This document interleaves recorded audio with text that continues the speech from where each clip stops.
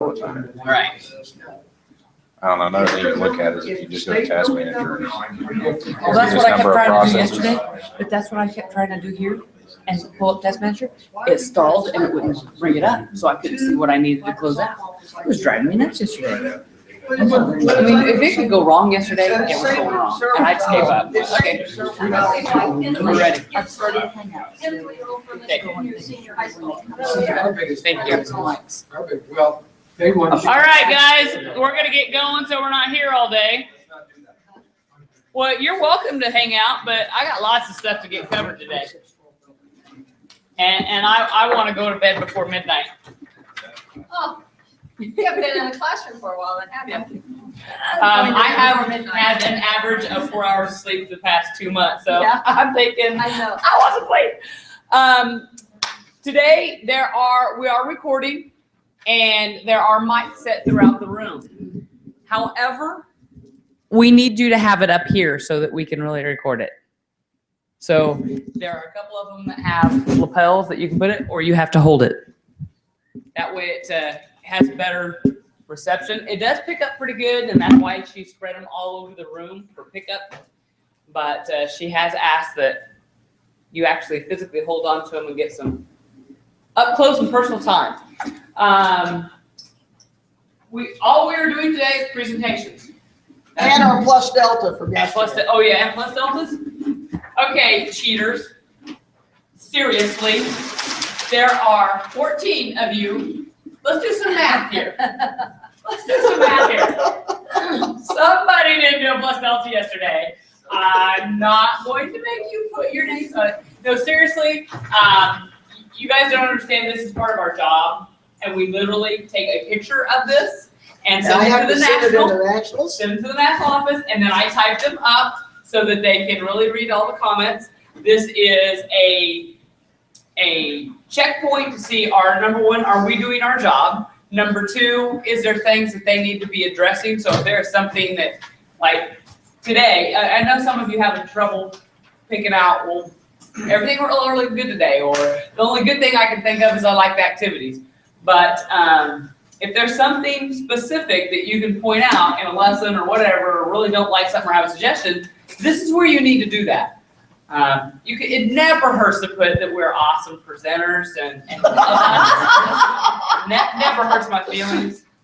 But anyway, and it doesn't hurt my feelings if you say I need to improve on something. It was a couple weeks ago, somebody put that the presenters needed to collaborate more or something. And so Cleveland and I stayed here till 11 o'clock and got the next day all lined out, and everything went really well. But I will address some of the things. I try to. I know I didn't address yesterday the things that you put the day before, the last time you were here. But as usual, you guys really like the activities, the projects, the hands-on, engaged time. And those are going to be the thing the kids like about engineering by design.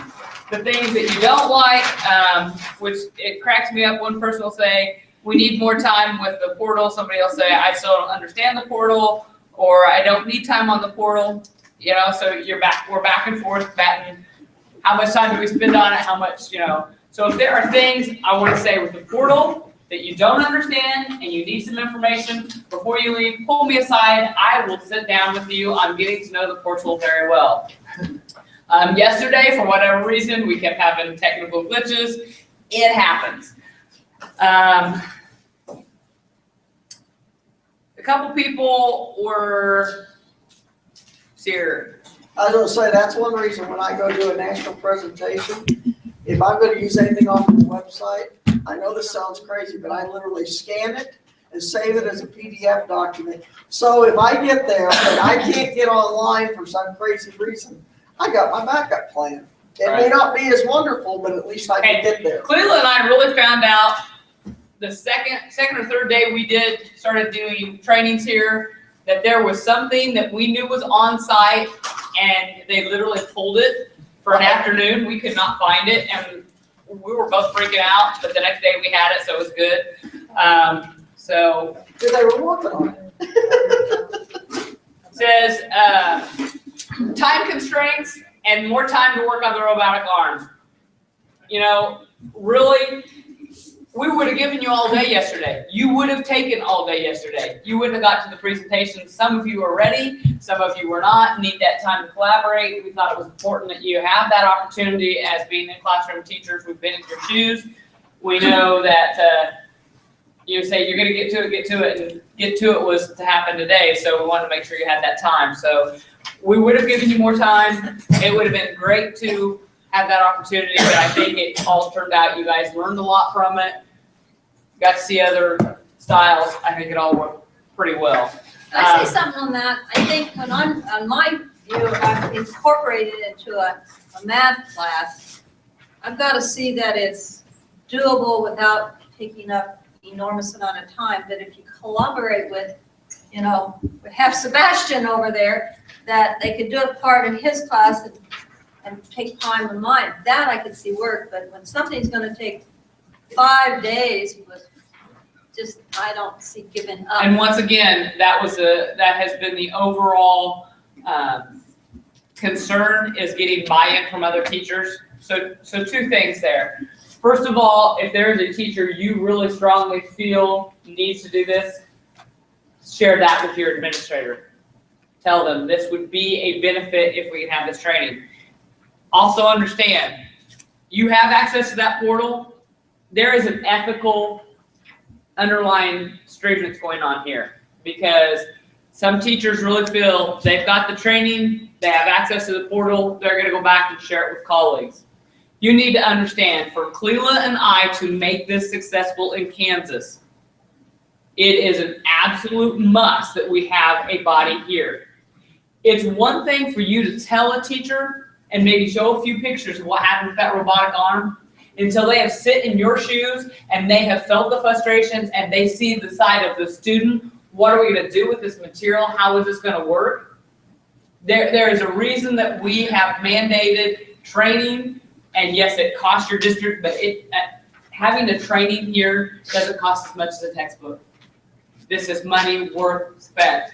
So we don't have a problem with you collaborating with other teachers, but they really should go through the processes. They really should be here. We hope that you're going to push for that, because my other thing, the second thing I was going to bring to you attention, is that you need to, it is your professional duty and right to be able to go back to your administrators and say, next in-service, I need the math teacher, the tech ed teacher, the art teacher. We need an hour to sit down and collaborate how we're integrating EBD. And most of your superintendents and principals have the buy-in already. Cleela's already done that groundwork for you.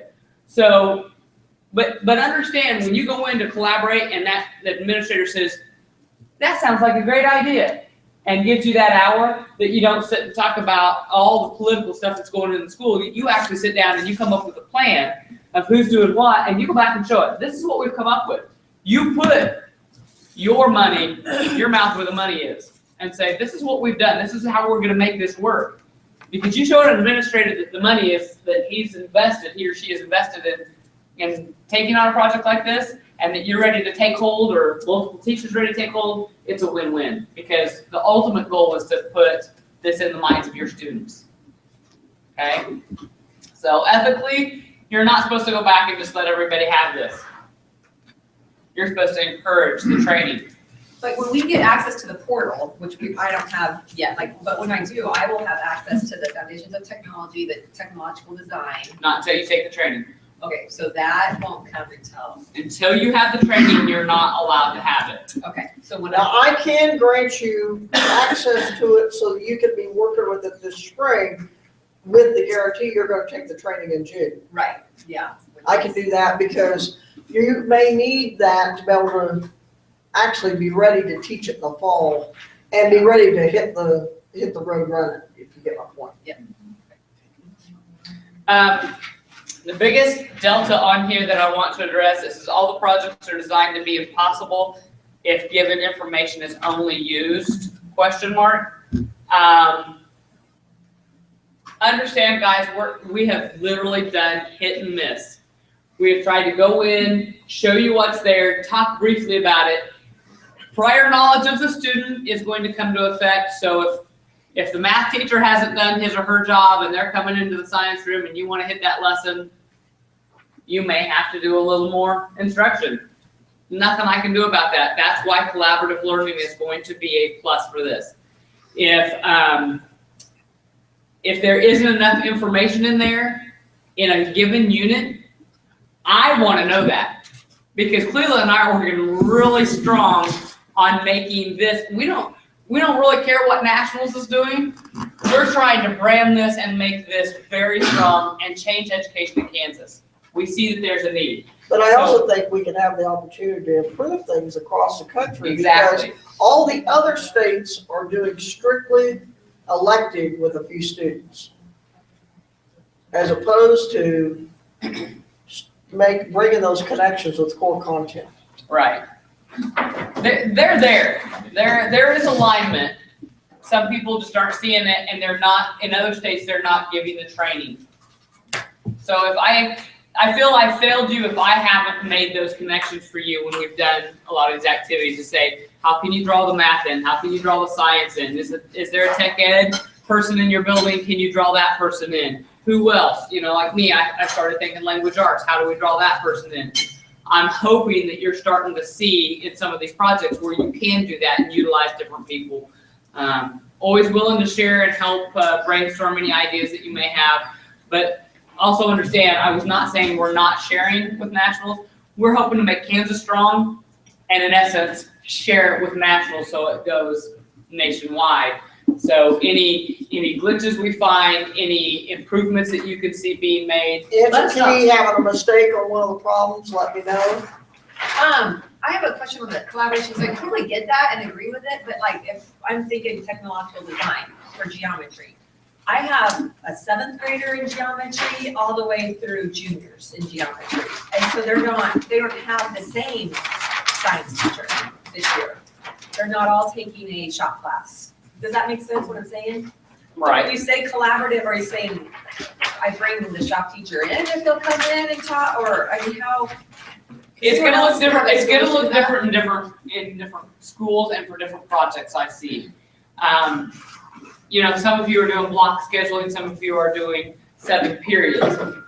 Those are going to be 2 totally different setups. But if you have a 45-minute classroom and 7 periods, and you have an opportunity, if they go from your classroom to a science classroom or from your classroom to a tech ed, and you can do 2 hours worth of a lesson, you see the advantage there? That would never happen. Well, Where all my second hour is gonna go, all of them are gonna go to the same right. class. So in your situation, I'm saying you seriously need to sit down and talk with them in an in-service type setting, or one of those opportunities if you have staff meetings, and instead of hearing all the stuff that they do, you sit and talk about what's going to happen in the next week with engineering by design. How are we going to make this work? These are the concepts I need to make sure most of the kids have covered. Do you have them in your classes? Can you cover these concepts?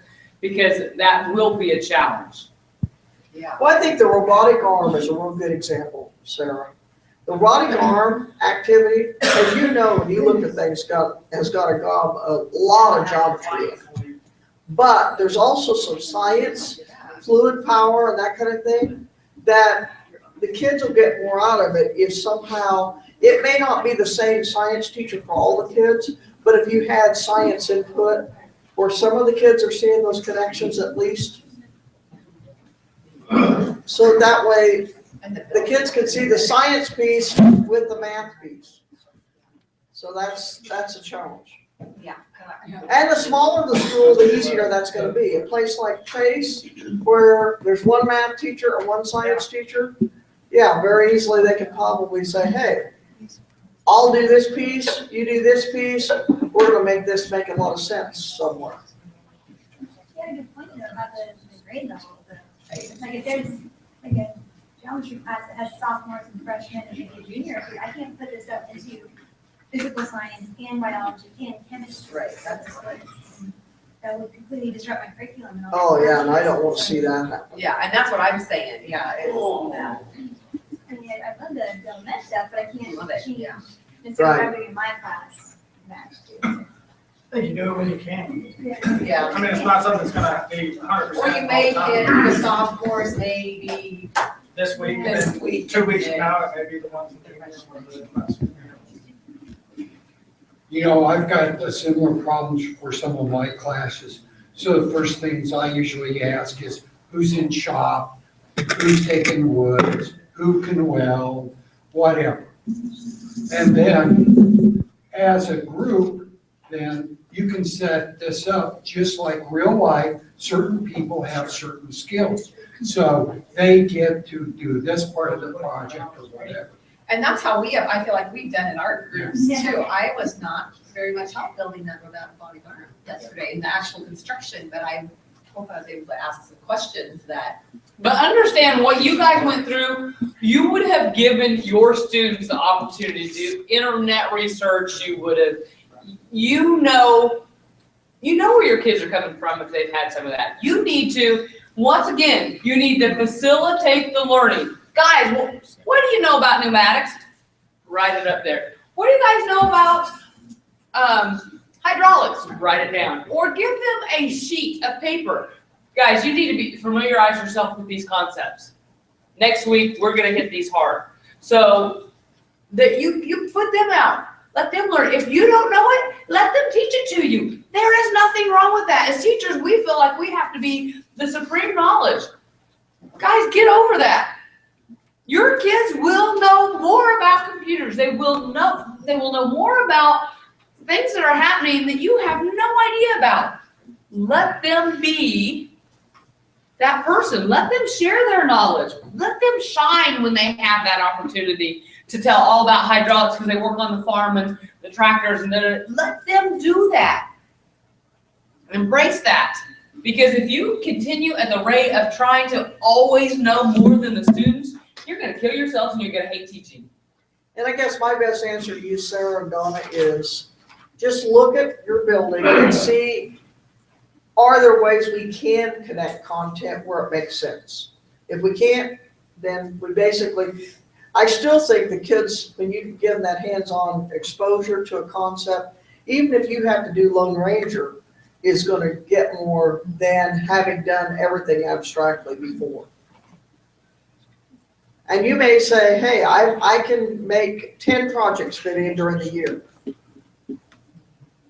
But you've still given them the major concepts of some of the design challenges that they haven't been gotten before, and you're starting to make some of those connections with the algebra, geometry, algebra 2, or physical science.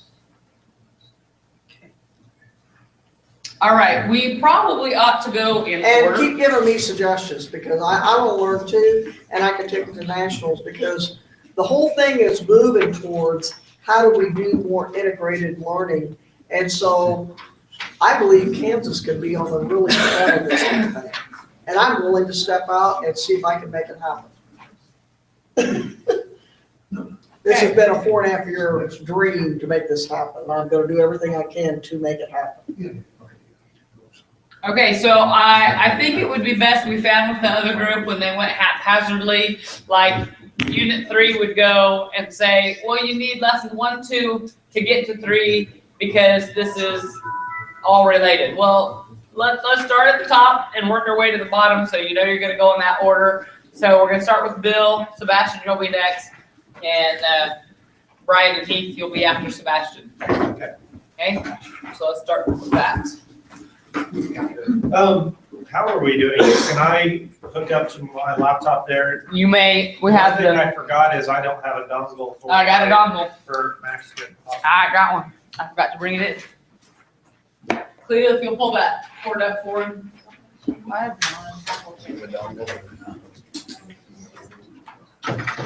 You Mac people have this whole terminology. Highly technical term, dongle. First time I heard those. I was like, what are you talking about?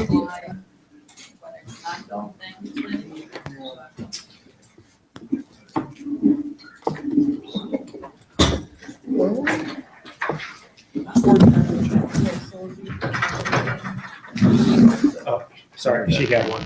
Huh? She had one.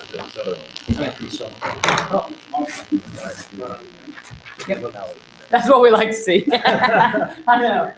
Don't forget to grab the mic, or if you don't want to hold on to a mic, there's 2 right here that have, you put them under your shirt. Oh, do we have to turn all these on? Because they're all blinking. Yeah, that's the one on the table, so.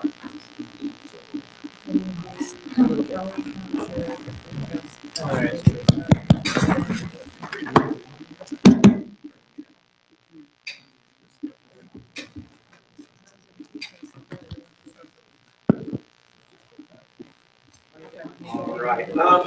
So I had lesson 2, unit 2, lesson 5. Jill started this, and then I was gone, so I just first got to see this yesterday. So I basically am just going to go through some of the stuff that's on the website and kind of make this short and sweet, hopefully. This lesson is all about creating prototypes, modeling, sketching, all the different things that you can conceptually or mathematically make a model of something. And so this is something that I actually use a lot in my applied science class. Basically, before we do any kind of project, we're usually either, usually early in the year, I try to make, like sketches, which is one thing it teaches in here. Then we go to using like a SketchUp type program. So, and then eventually, maybe we get a little bit into some mathematical models. The thing that I like about this lesson is that it pulls some math in that I normally wouldn't do. And in my classroom, I might have to think of some different ways to do it because it gets into some geometry that I normally wouldn't touch, like, finding the volume of a sphere or a cone or something like that. So the big ideal, like it says, conceptual, mathematical, physical models. On the website, standards and benchmarks. Like I said, it's hitting it's hitting a few of those technology ones, a little bit of algebra, but mainly with the geometry and the visualization, spatial reasoning, and geometric models.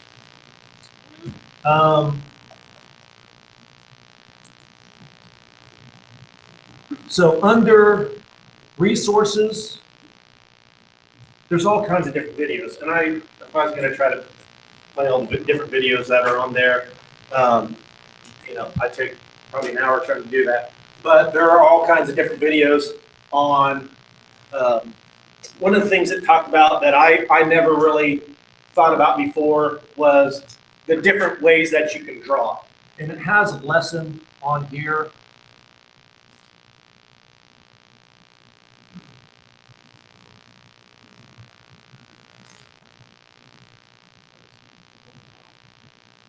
The different types of technical drawings, which I didn't even know the terminology for this. And basically, it talks about that there's orthographic projections and then there's isometric projections. And so a orthographic one is basically you are creating a three-dimensional picture in a two-dimensional world. So, basically this is there's lots of lessons in here where you're going to practice that. You're going to draw a cylinder, you're going to draw something like this, and the students are going to have to learn how to do that. When I was thinking about this lesson, I started thinking about ways I could work with the math department on this and maybe do something cross-curricular. I was also thinking about my art department because honestly, some of these things, if I was trying to draw them three-dimensionally, it would look pretty ugly. But, if I grabbed our art teacher and have her teach them how to do that, it might work a little bit better. So that's orthographic. And then if you go down here a little bit farther, it talks about isometric projections. And this is, more of a simpler way to do it. The orthographic is probably, it's more like a blueprint because you are looking at it from different angles. You should need to show a top view and a side view and things like that, which got me thinking about a project that I'm actually working on right now with my class. we are building, we're doing a project where we're learning about projectile motion. And we built trebuchets in class. And this is a little bit farther along, but we made, this is one of my students that he did in SketchUp. And so this is his model of his trebuchet that he's building. We actually had a trebuchet, virtual trebuchet, that we plugged in all the numbers. And then we built the models in SketchUp, and then we're actually building them right now, which some of my guys got really crazy with this. And this one's like, the arm on it's 5 foot long. So we built these outside, and I brought all my stuff to school. But anyway, looking at what I could do, add to my lesson from what they have here, have them do the orthographic view, do it on paper first, and then do it into SketchUp. I think that would be a really good way that you could add it. Like I said, another thing that it really, this lesson has a lot of math in it and the geometry of it. And so I know Jill would love this if I took and had them measure all of the rectangles and squares, and like those are some round weights there. If we made them calculate the volume of all those, I think that was something where we could incorporate some math in there. These are some different, under the supporting files, that's where I got those PowerPoints down here, where it talks about the different types of sketching and technical drawings.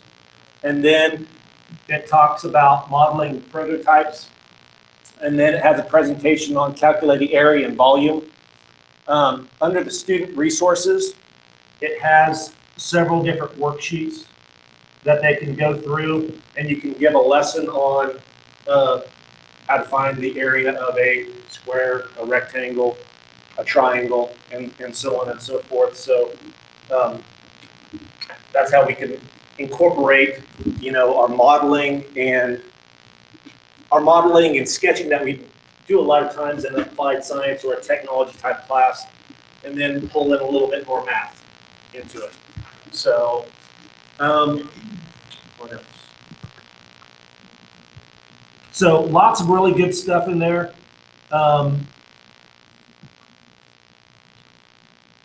And I think that's pretty much it. Questions? Yeah. You say you use SketchUp right now in your class presents. How long is your training? I mean, how long does it take you to get comfortable with that?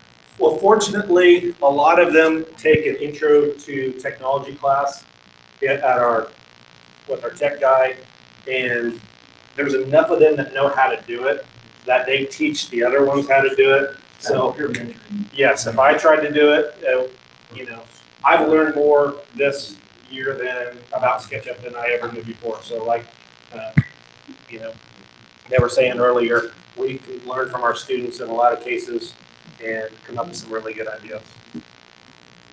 So you don't teach Google SketchUp, you allow the students to use prior knowledge that they've had. Correct. Or each one of them here teach you to grasp those concepts and use. Yeah.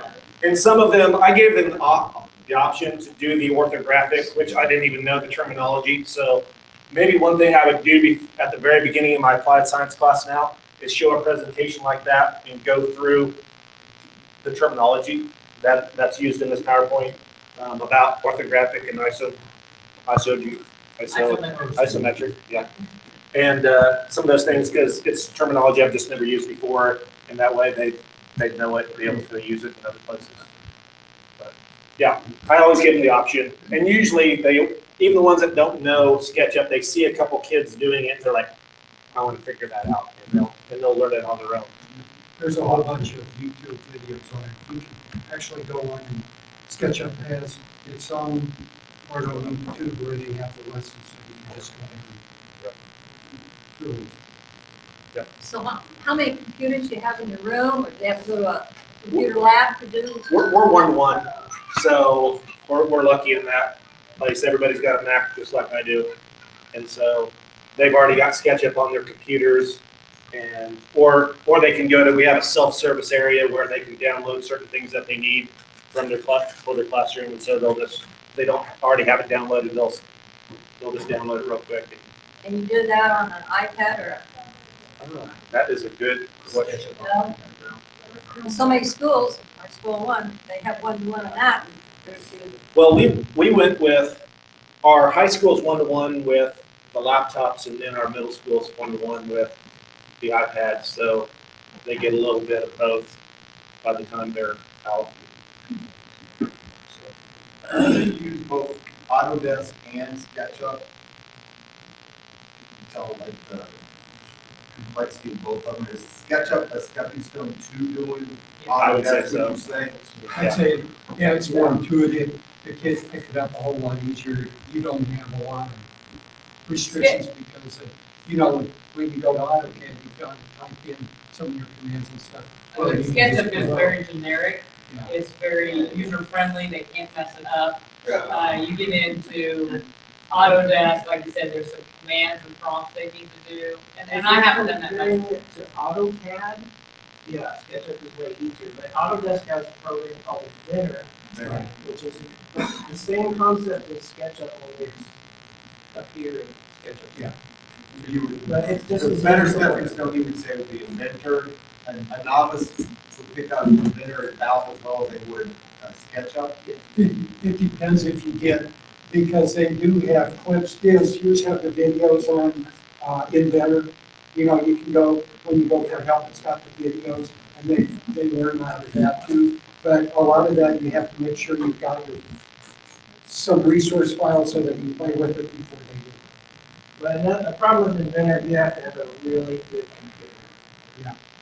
Okay, this question was, can Autodesk be on Chromebook? And when we researched that, we found no, that it could not. SketchUp can be done, can it not? No, people sold SketchUp. Well, they gave it back to the company. But SketchUp requires a lot of memory, which Chrome Yeah, doesn't. and that's the biggest thing, is there's so much memory with it. Yeah, I thought the Chromebook could still run SketchUp.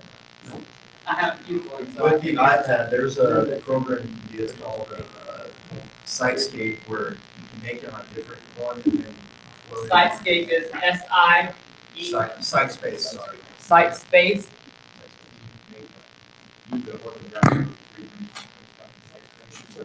No, you can do it in SketchUp and then load SketchUp drawings onto it. Okay. So they can, it's kind of, Yeah. save their own Because composition. you can save it. there. It's kind of like their Google Drive or something. You can save SketchUp, and like SketchUp, you can save it as a PDF file, and that way Google will pick it up. Thank you, Bill. Thank you. You said iPad has what? It's called Sitespace. S-I-T-E? Yes. Or S-I-G-H-T. Space, S-P-A-C-E. .com? Is that where they go? It's just an app. Okay. It's an app. There's an app for that. Right, there's an app for that. Okay. This is all web-based. So it's It's no a, longer Google SketchUp, it's just SketchUp. oh, sorry.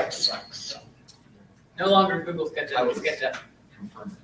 And Autodesk, once again, Inventor is the basic part of that, and we're gonna try, like I said, we'll get you the information of when, where ACE is offering the opportunity to do Autodesk, so you can do college credit and professional development points or whatever to do that. And I still think that communication needs to happen, that we could offer tutorial sessions, maybe here at ESSDACK. I think Fort Hays would be willing to do that. Okay. Thank you, Bill, appreciate that. It looks like that was one of the good ones, and then it had a lot of filler, a lot of information. It's not just fluff, not just time spent, it's actual information that will. Can I inject something? This this unit is really good, or will be really good for geometry classes, because what I've had problems with kids doing is drawing planes, and if you use the isometric especially, it's really handy for the kids to draw.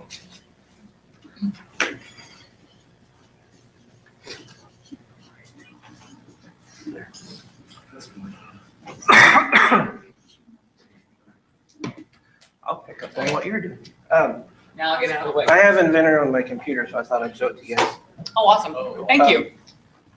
So that's what it looks like compared to SketchUp. And I mean, it's just more technical. It's a lot more. Like when I'm building this, there's sketches you build throughout all this that have dimensions and circles and geometry and all that stuff. And then it'll tell me, I can look up, I can say this is made out of steel. It'll tell me the density of it, how much it weighs. And I can do stress testing on it in the program. There's a lot of stuff there, but my computer has to have 16 gigs of RAM in it to run this. And 8 is minimum. I run it with 16 and it runs pretty good. And this is the biggest complaint, and where a lot of administrators are gonna have a problem, is even though Autodesk is now free, the upgrades they're gonna have to do on computers to install more RAM to make them run is gonna be the cost factor. Right. Now, you can, if you're a district, we've got it set up. A lot of these big files and stuff are set up on the system server, but I don't know how that's going to work with the way they've set it with the new stuff. With ours, though, it limited us to the number of users that could access it at one time. So I had to upgrade my CAD lab to run Now, this. do you have your kids do assemblies with this too, because you can actually pull parts together, put them together on the. I will at the end of my first drafting class. Yeah, but like it's the file size, this was a 9 gigabyte download to install this program. So we spent like a whole day, everybody downloading 9 gigs. Yeah. It's a huge file. So, You don't have to And that's- have like some kind of a lathe or anything attached to the CAD program for the it'll actually. I don't, but you could 3D print right out of these if you had a 3D printer, Wow. or you go to a laser or something like that. This is Autodesk?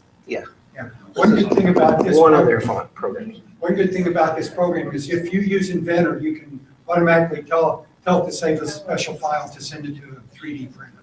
Right. So, okay. Let me jump into what I was doing.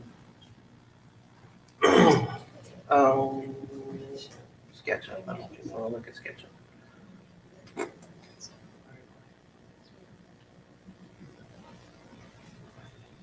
Okay.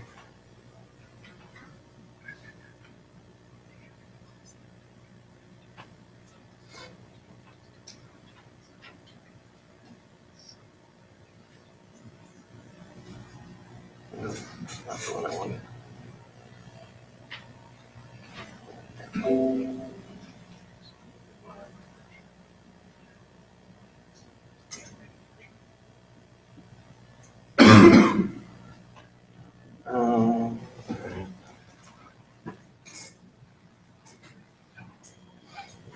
Okay, so my lesson was on materials. It's lesson unit 4 or 3. It says unit 3, lesson 2 Unit 3, lesson 2. on manufacturing. Yeah. Unit 3 is manufacturing. This lesson is materials and basic manufacturing processes. So what I would do with this, and I brought some stuff because I had this idea for a project. I had my son do it last night. And I would do this project before I talked to my students at all about this unit. I made up these bags of things. And because manufacturing, you know, what we make stuff out of is key. You know, that's your building blocks of everything we make is what is a material. So in these bags, there's just a whole bunch of different little items, and I made sure they were all one material. I didn't want to put in something like a pen that had different parts in it. And then I would just say, okay, put those all out on your table and talk about what they're made of and sort them out by what they're made of, but make sure you're not sorting them by what they do or what they are. Just look at the material in it and sort it and categorize them however you want. And then I would have them present that. I had my son just take it, glue them to a piece of paper in his groups. So if you want to look through them for a little bit. But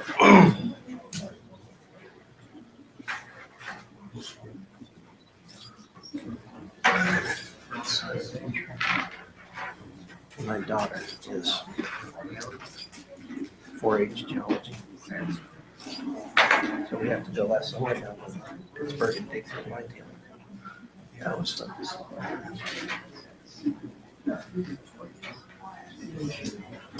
Anyway. Okay, if you want to look at those while we're going over this unit, that's fine, but the whole idea, I thought, with this activity was to get them critical thinking about looking at how the materials can be sorted. And I wouldn't give them a right or wrong to any of this. I'd just say, what I would do is have them all, put them on a poster board, we'd hang them up on the wall and leave them there through the whole unit. And then, as we're talking about materials for the next few days, maybe they're changing their mind on how they decided they should be sorted, or maybe they thought they did a good job. But like my son decided there was a wire category and a foam category and a food category, things like that. So, all right, so your standards, there's not a whole lot of standards shown here. More in technology than in science and math, but math, it talks about measurements and units. Science, it was properties of materials, basically construction techniques. So mostly this unit was kind of lecture, it looked like to me. I checked these assessments. They had one activity that's on tensils testing. I'll show you that in a minute. And there's a PowerPoint presentation and a few other things. Where'd I go? Okay. So I want to go through that. Go back into PowerPoint.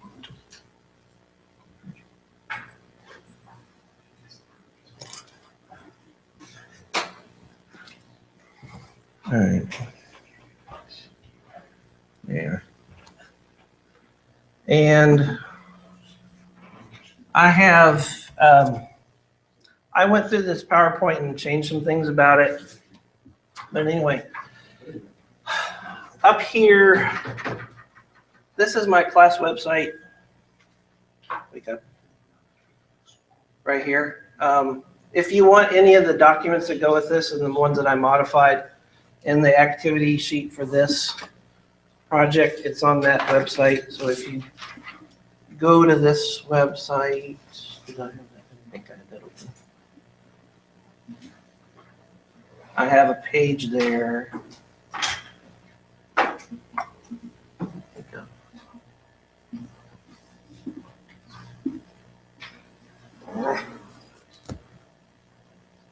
Screen resolution, I messed up.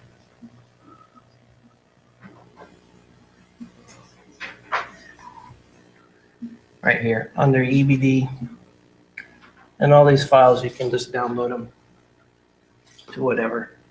I figured that'd be easier than printing everything out for you. So And right now, guys, what we're gonna try to do is before you leave, you'll be required to fill out your plus deltas and then send me your PowerPoints, anything that you have. And for now, I will probably just email you because I have your emails.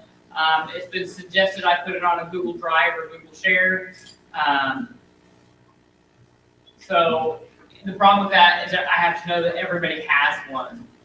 And I don't know that every teacher has one, so the easiest way I think is going to be to email it. Okay. I've also got them on a jump drive here today if you want it. Okay. Back to PowerPoint. Okay.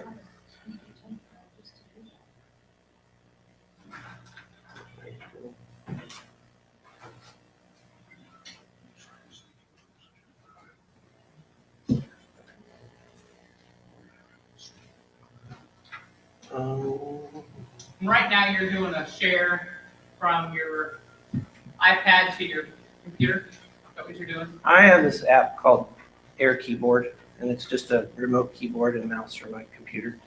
Because I hate standing behind podiums.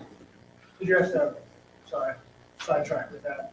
Did you have to pay to download anything for that, or is it? I think it was like $3 or something. Yeah, I know like Versary works, but you have to buy like a license for your computer. Yeah, I've got another one that mirrors my computer on here, but it's a lot slower. This is pretty quick. So, yeah. Air keyboard, is that what he said? Yeah. Here. It's an app? And yeah, and it just gives me a keyboard and a mouse on here. Oh.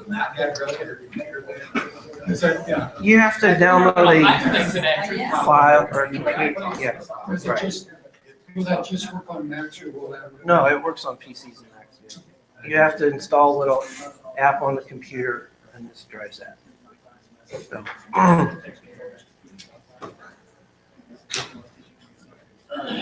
Okay. But as we go through this, if you see anything in red, that's stuff that I changed. So they get into talking about different material types. All right, yeah, let me back up the page. I don't know how to back up on this. Go back. Yeah, just when you thought technology was going to work. Yeah, I know. I highlighted a useful tool and it backfired. Sorry. It's PowerPoint that I don't know how to run. Okay, so when they got into metals, one of the things I like to point out when I talk about materials is how many metals there really are available. So it's up in there somewhere. Metals are 2/3 of all materials. And then the next screen I threw in a periodic table, and everything blue up there is a metal. So, but generally you say metal to kids, they think if a magnet sticks to it, it's metal, and that's about it. So they're thinking steel, maybe copper. But there are so many metals that we use in so many different ways. And you just look, anything in blue there, and we use them almost all of them for something. There was a really good PBS show on the elements, and he went through a lot of different rare earths and things that we use in different ways, and that was a good tie into science stuff there. I like that. Do you Periodic table layout where they've shown the last two, you know, rare earth ones down below, how it peels it out. Yeah, will you use the PBS I would. video? I think if I was teaching this, I'd probably take a day and show that. Okay. I'm not teaching this type of class right now, and I haven't for a couple of years, so. But that would be a good resource for a science teacher. Yeah, and it's David Pogue, and he's pretty interesting, so the kids. David Pogue. Pogue. He's funny. So the kids stay interested. But that periodic table was in the material from. No, I went to Google and Googled Found a good one. periodic table showing metals or something like that, and just looked at images. I do that a lot. Google Images is awesome. So this has also changed. I listed out, they only had like iron and copper listed out, just a few things. So I listed some more metals. And I would stop here. I would stop with just that first question and have a discussion. Kids listing stuff and writing them up on the board. Because, like I said, when they think metals, they think steel or copper maybe. A lot of times they don't even think of aluminum as metal. It's aluminum.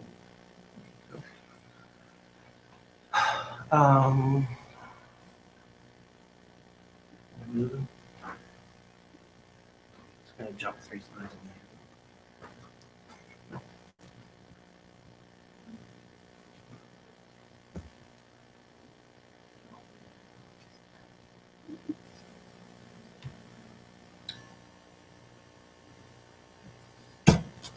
Okay. And then it gets into some different, I didn't really like necessarily their categories, but I went with them. Polymers or plastics. There's a lot of things you could talk about with plastics. Nope, go back.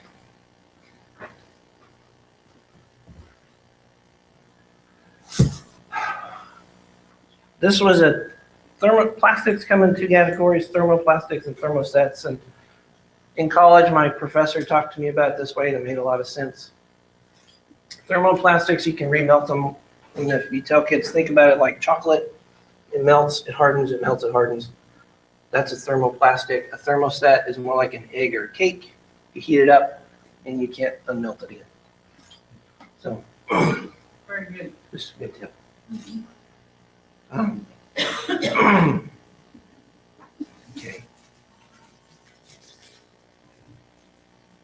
You're going the wrong way. I'm going the wrong way. What the heck? We're rewinding. Wow. Just in case you missed something. Yes, sir. Yeah. Okay.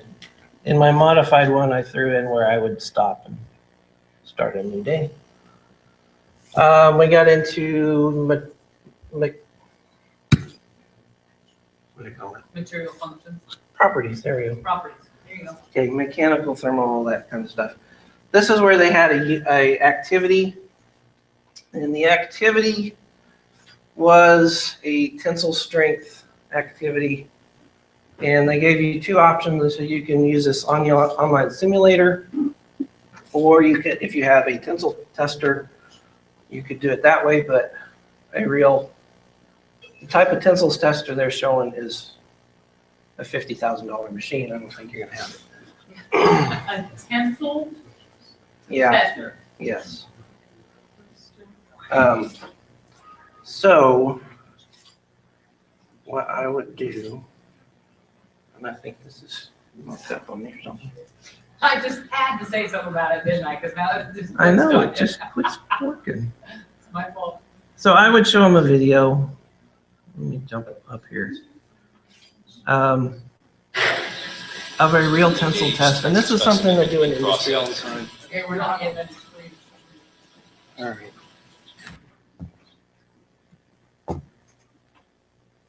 It's your function. Function 4. No, it's just Windows 8. Oh.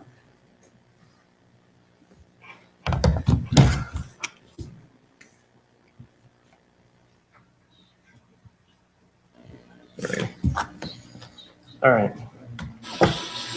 Apply extensometer to If you have a determine the university material. that has a tech program, they may have this type of tester. But this is a very standardized industry test. And there's lots and lots of videos on this. It's they're neat to watch because they're almost always, you see the exact same thing. The material always acts the same way, which is cool to point out. Let's see what they're doing. After yield strength has been determined, remove The material extensometer is this bar right and here. continue test to failure. So they first did a test to yield strength, is where before it starts bending out of shape, which is really the practical strength of it. Tension. So it's being pulled on. You can see it start necking down there. and it'll pop pretty quick. And there's also videos showing it with the heat.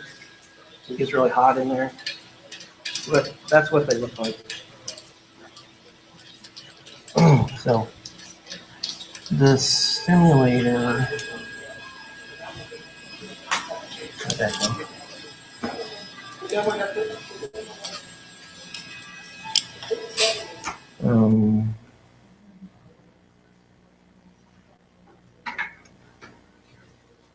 Okay. Yeah, I know. The simulator is pretty good. Oh, you have another one to show? Yeah. Oh, it's the same. So the first one you found on your own? Yeah, this is what the link in the resources. And this is, it's cartoonish, but it shows you the graphs and stuff. And so those numbers are different carbon contents of steel. And then this is the simulated test. And you've got the graph showing the stress and strain in the material. And the little description on the right's telling what's happening on the graph and what that means. So basically, once you see this little wiggle in the graph here, that's where it starts deforming past where it'll go back to its first shape. So that's really your usable strength at that point. And then, and you can do different ones. You click this graph and it'll show that. And if you did more than one material, you could turn, might be able to do it right here. Yeah, you can turn on these different stress strain graphs of different materials. So the activity is look at these, answer questions about what the graph is showing. It's kind of a worksheet activity. It would be hard to do, it would be really fun to do that real one, but you got to have a really good tester. So. Could you do it maybe with something that isn't like a metal, maybe like silly putty or something? Oh yeah. Yeah, there's lots of applications like those ratchet strap things. There's lots of videos of those being tested till they fail, stuff like that. But if you don't have that really expensive machine, you could do a test like this with weight, but all you're going to know is how much weight, what's the ultimate strength of it. You're not going to be able to get this graph, which shows. Use a vernier force probe and attach it, and as you pulled it, watch it would graph it for you. Possibly. I don't know if you can get this because this graph, if you know how to read them, once you get to here and you start seeing it up to here, if you let the stress off, it goes back to normal. Yeah. You get beyond that, yeah, it'll hold more weight, but it's ruined. Well, I was thinking just, you're talking about in the math class, the Hooke's law, and there's only so far you can stretch a spring and have it go back. And then, and that's the wobble, that it's not going to go back on a. Right. But I think those Or machines slinky are. that they ruin because they overstretch it, or anything that gets overstretched to a point. I Kids think know those machines are testing the force and they're testing how far it's moving. Not the material itself. No, they're measuring a couple things Yeah. at one time. So, Similar idea, I see where you're Yeah. going with that, Yeah. but that would be a starting point, a slinky demonstration or spring into, think about this, now think about it in materials and yeah. Of course, would that come in as an engineering guy, anybody? The span of a steel beam and oh yeah, you know, how much it's going to take before, that's why they go and inspect Yeah. bridges. that's called your elastic limit. And of what once it it can bends get. beyond that, Yeah, you can do the same thing with just little springs, load them Yeah. down and see when they return, if they unload them, see if they return, load them down more. Yeah. You know, and that way you'd show about the same thing, but You'd have a similar graph, but you actually couldn't measure one. You're measuring the spring, Right. but yeah, But it still. behaves the same. Just take longer. Good thoughts, good thoughts. But it's still analyzing the graph. That's the biggest thing the kids can't say when they take the ACT. They can't analyze the graphs that they're giving them and explain what's going on. Yeah. I'm not so good at that sometimes either. We all have our weaknesses. So then we go through different properties, and I changed some of these definitions because I didn't like them. Well, for example, it was fatigue, and they said it was stress from various angles.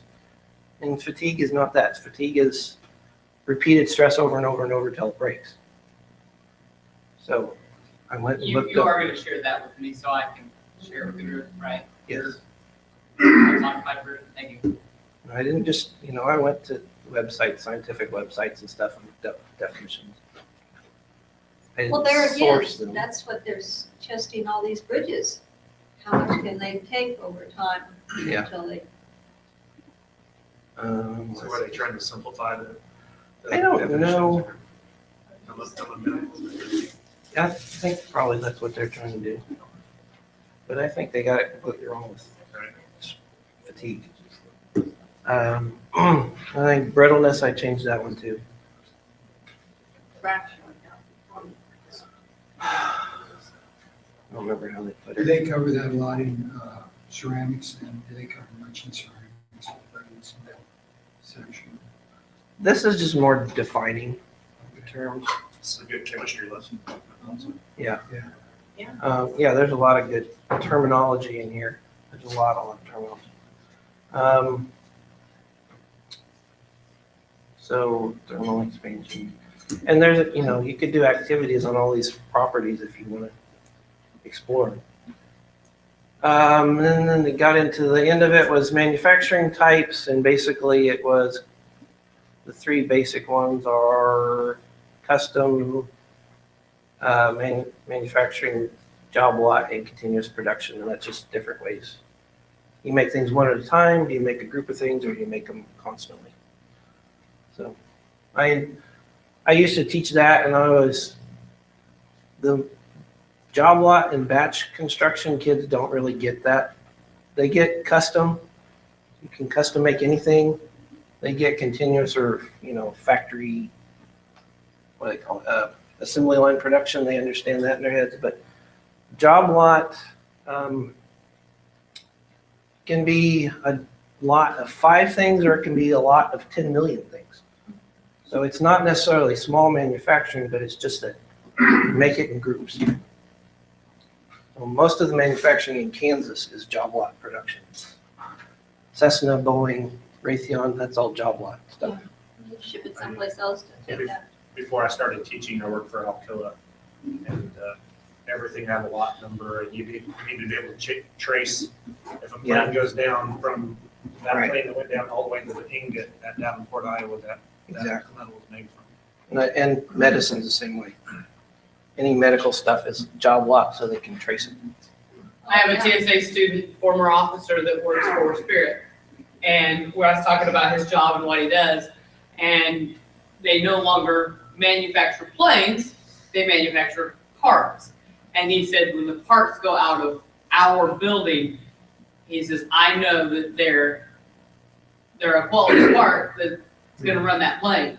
So he was very proud of his division and what he was doing, and I told him every time I get on a plane, I think of him, thinking, I sure hope they make their parts all day. Yeah. So I changed that part up a little bit because it was a little vague. And then the last section, they get into processes used in manufacturing, basic, whether it's a forming or a separating or a joining process. And I would probably add more to that if I was teaching this as a tech teacher. But just basically, if you understand when you're building something, you're either just reshaping the material, or you're taking something away to reshape it, or you're adding something to reshape it. But it's all about getting that material into the shape you want it so it's usable. So That's what this unit was about. And then there's, last little deal, there's a thing on interchangeable parts. I was kind of disappointed they didn't mention standardized parts. I think that probably should have been added. Interchangeable is just, it will go, you know, your Ford Mustang has a interchangeable water pump on it. It'll fit on any Ford Mustang. A standardized part would be the bolt that holds it in there. That bolt will fit on any car if it's that standard. So, or anything in the world if it's that standard. But they didn't even mention standardized parts. So.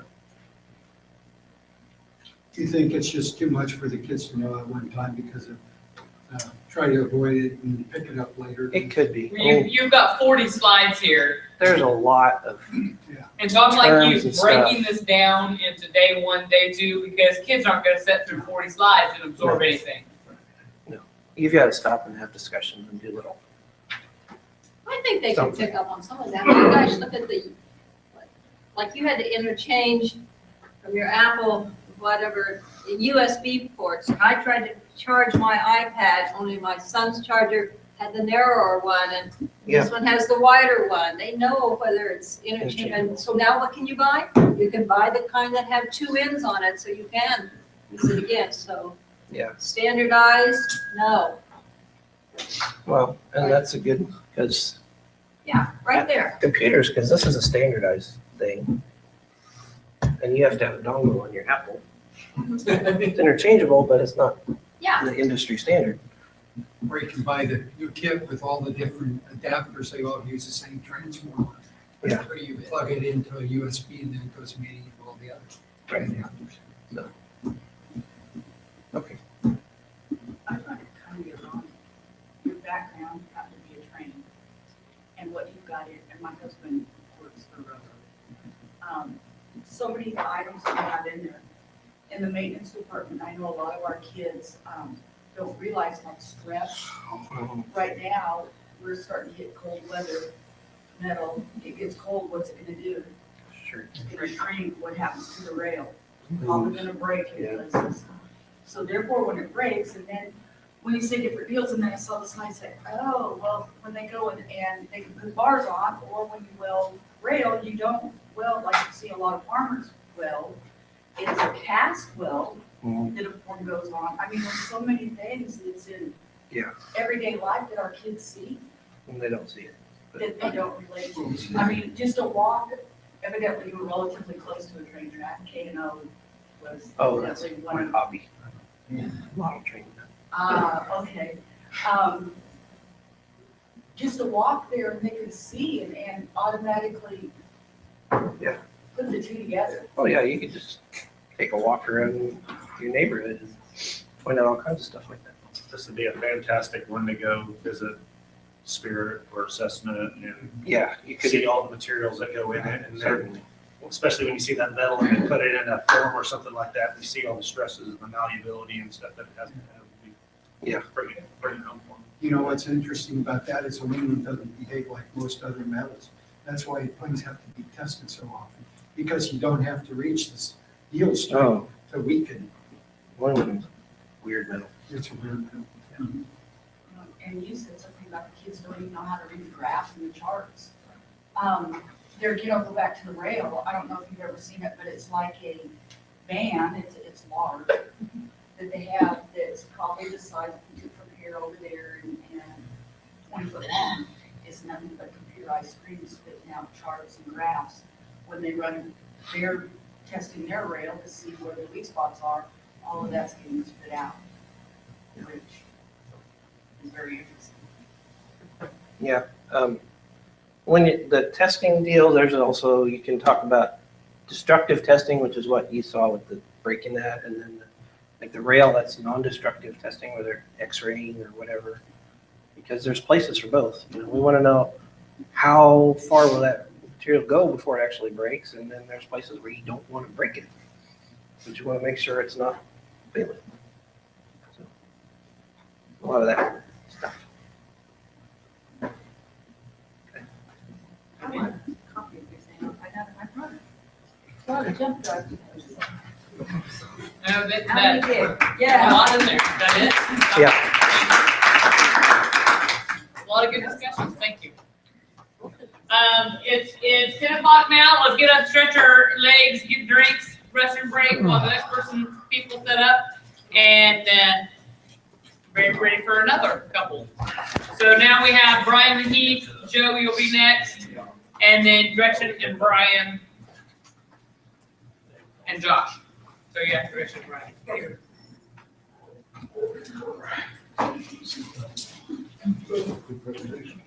Very good, very interesting. I like Oh, it. you need your materials? Yeah, I want to see the rest of that. Yeah, I just went to my basement and went. So right now, guys, if,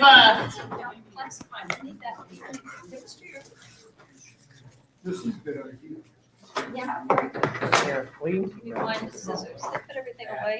I'm gonna put my email up here. When you I like finish it your that- PowerPoint presentations and stuff, have materials, send it to me so I can get it out.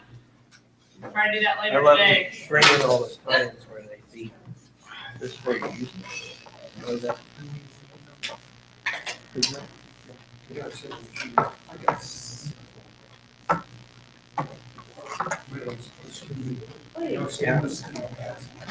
Yeah. And driving a whole load of pain in the butt. Where is his, what did he put in? The USB is a common, and what did he have to do for his, What gets me is she don't buy it like she. oh, his, whatever he said. Stress and all this stuff to make it harder. Yeah, his adapter they were talking about, that's this, with that 8 pron. Yeah, but I mean, that's what it is to convert from one to the other. Yeah, from that. It's smaller and the others are wider. Did I grab both the right ones? Yeah. Are they the I same think one? they're the same one. That's what I This thought. one's I just a little grabbed longer. both. I'm not sure. I didn't know that's good. Yeah, It's not like, well, no, because it dissipates so fast. just soften there. That's why they're It's a great idea. I didn't even hear the whole thing, but I got the concept of it. Because you can. Yeah. Oh, okay, you can keep your materials if you want. I wanted to, but you took them from me. Here you go.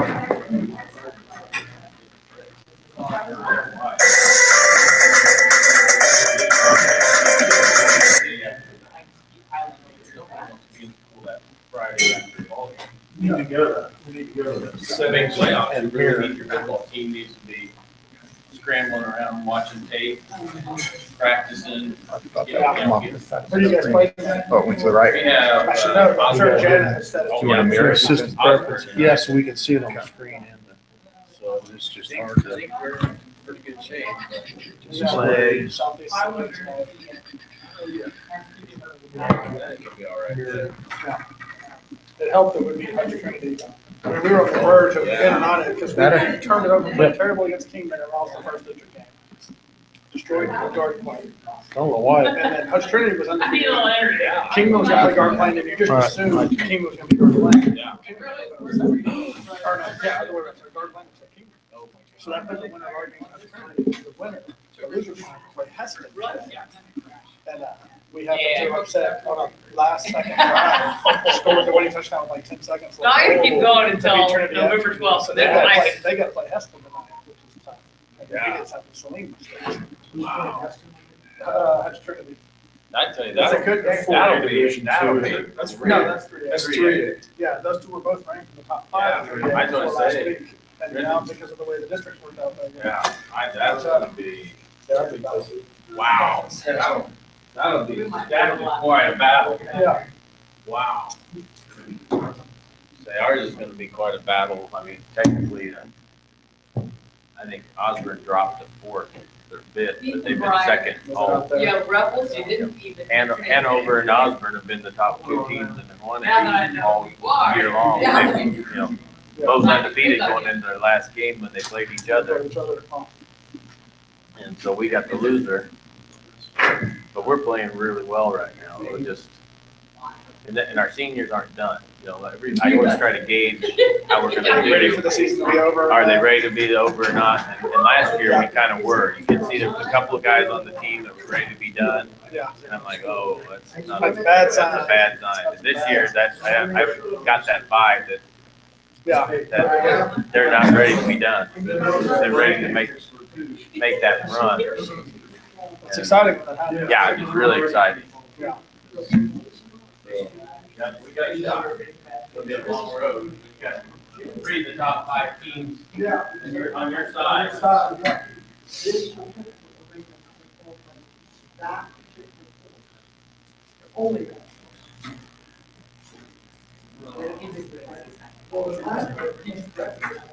Oh, no. Yeah. I'm curious, there's a lot of classes, there's at least one two teachers that are like, my God. No, I gotta, so I can't remember where the beginner, oh gosh. Now it's like, Yeah. down the campus.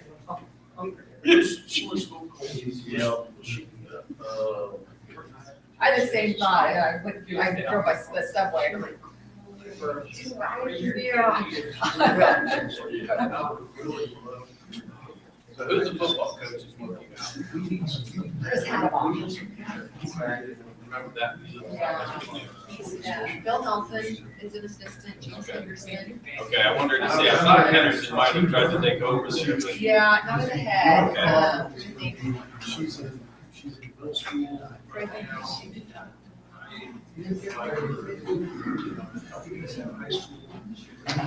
Well. She will. Oh, gosh, you know.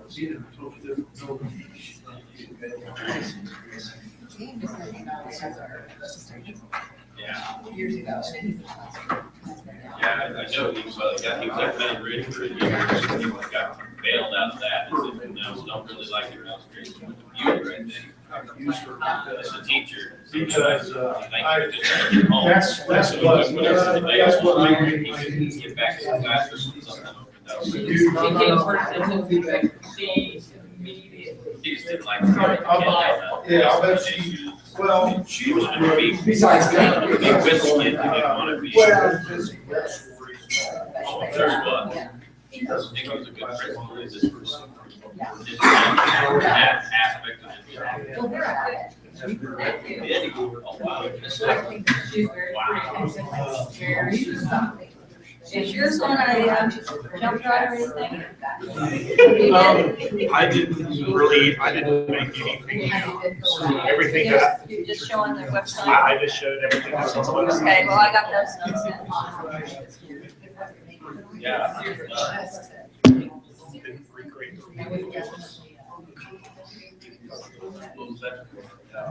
Wow.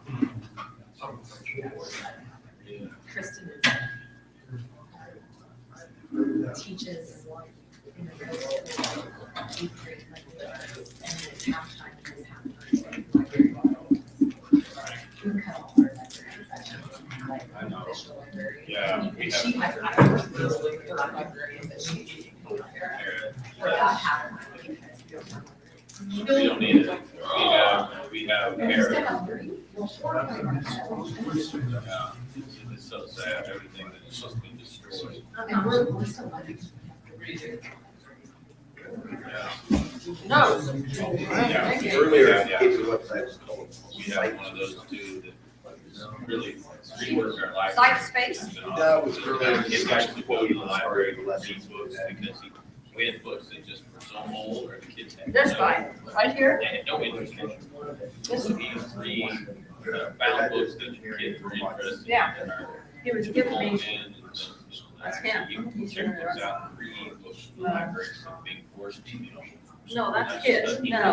Where did I? There we go. You know, This is a the college bound material type teacher. books. You're not supposed to do Yeah, that. that's, yeah. Yeah, that's. You've written it down. I can't remember it, but I know That's my problem. I never know where I wrote it to. I gotta put it somewhere where I can find it. So I can do that for you.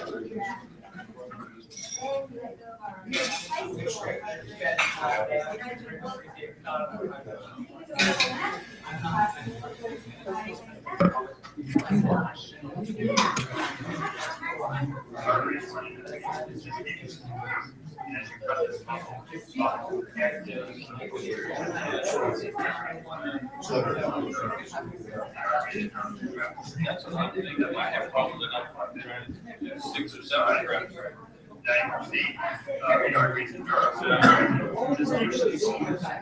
No, I guess all of this stuff is almost too much anymore. I used to build it, think it was okay, but now it's about 3, I think would be about right. 2 classes of each day. And that was why, I wrote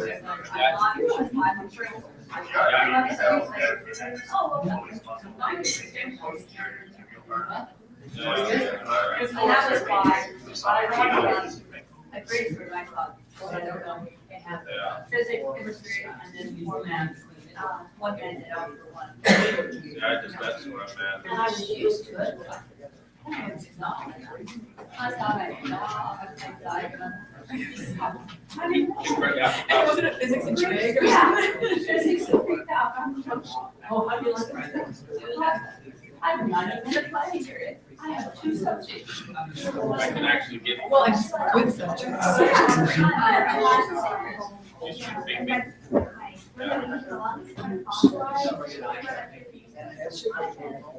Well, I told my friend, because he said, get creative. I said, okay, I'll try to do that in my 7 minutes.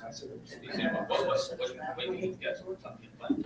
I get 7 minutes, break my plan time down, I have 7 minutes per class to grade, get creative, write my lesson plan. And he looked at me, and he walked away. And I was like, we have 7 classes, and I think I have 1 repeat. So I think I have 6 preps. So. Are you doing an 8 period day or no? Just 7 period, is that well, I guess it's 5 classes. 5 classes. So I'm just. So what do you teach? I have physics, which they made me go get my endorsement. I mean, I almost had my endorsement, and I offered to teach it, and then they said, either we're gonna drop you to 7 or 6, 7 time, or go get your endorsement. I took this on to help you out, not because I'm hurt myself. So I took the practice, and I tell you what, that's hard. I had to take it twice, because the first time I had to teach advancement, you haven't taken a test for 20 years. It's really tough to walk in there and not be completely blown away. All these college kids pop in there, they're just no big deal. I was stressed to the max. I didn't even finish the test because I was so stressed out. Second time I had 7 minutes, I was relaxed. I didn't do much studying, I just relaxed. Yeah, and so I have, we have 2 math teachers to try to do all the junior high and high school, except we have 6th grade, but so we have 1 person doing a 6th grade math thing. But it's ridiculous. You do 7 to 12. Yeah, wow. If I know it's very similar, but it's crazy. Yeah, no, yeah.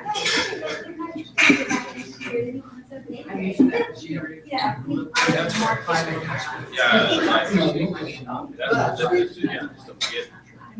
well, they were trying to split one time, out of the 2 between both math teachers. And I'm like, whoa. Let's put those together for 1 person, so at least they have one. Yeah, one set of classes that they're teaching this, one less prep that. Yeah, that'd be a pretty good idea. I'm like, good job. Yeah, I know.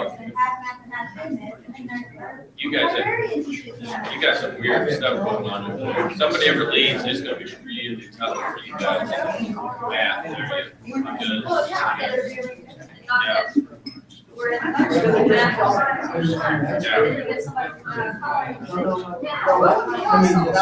Seven practices. Oh, yeah. Well, it's because it's tough. I mean, you have that many preps, it's really tough. And our pay is not much. Yeah. You can still get mad at people out there. Well, like physics, when I took the practice test twice, I took it boom. There are 3 of us taking practice. And the really sad part is, when we took it the second time, 2 of us were retaking it. So there were only 1, so it's 4 people out of 2 sets of practice tests were taking. And I think we all had physics jobs, and we're just trying to get certified. So there was not a new person. Was physics. Oh my God, Wow. Yeah, so And then you figure, and you. I didn't want to see And then you like,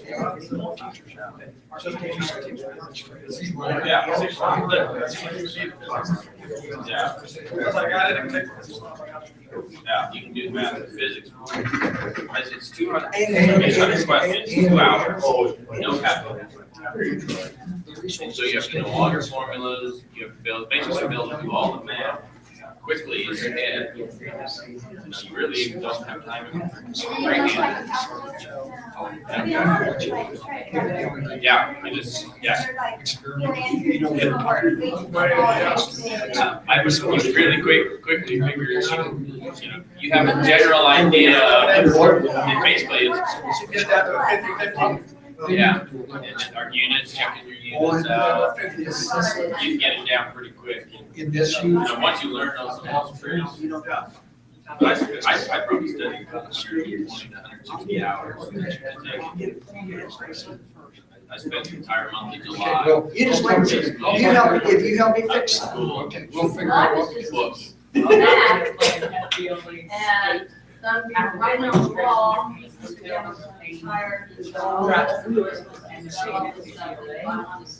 take care of that. I mean, I I'm think getting ready to find out. all Are I do. you guys ready? Yeah. Wing it. Read it, okay. Yeah, 120 hours. I got six years on. I was one class short having it from Bethany. I just take one class. Quick draw. He gets. You got dibs on starting. That's what I'm saying, he said that he's got it, man. Well, You're I mean, we still can- in my- He's got odds, I got even. Here. And I was still in the house. I had the math major, I had physics. That's a big deal. I am. And. As much as I would like you to keep socializing and doing things, we're gonna get back on track. We'll have another break here. You can start. Hit first slide. We're on Unit 3, Lesson 3 with Brian and Heath. Thank you. Okay, good. You got a mic? You want a mic? I don't need no mic. Yes, You can't hear me? Can you hear me now? Oh, the video needs the mic. It's not about you. Okay, it's not about me. Okay. Okay, first of all, Sebastian's gonna be a tough act to follow, because ours is gonna be short. And we're done. Yeah. Carolyn already said almost half of what I was gonna say about the first slide. This is lesson 3, unit 3. It's on construction. Construction is a systematic process of erecting structures that meet human needs while following specific processes and using available resources. Tag. My turn. That was the big idea. I kept emphasizing early that you need to go over and over and over the big idea. So you'll see that again. But construction, I was glad this one was up there.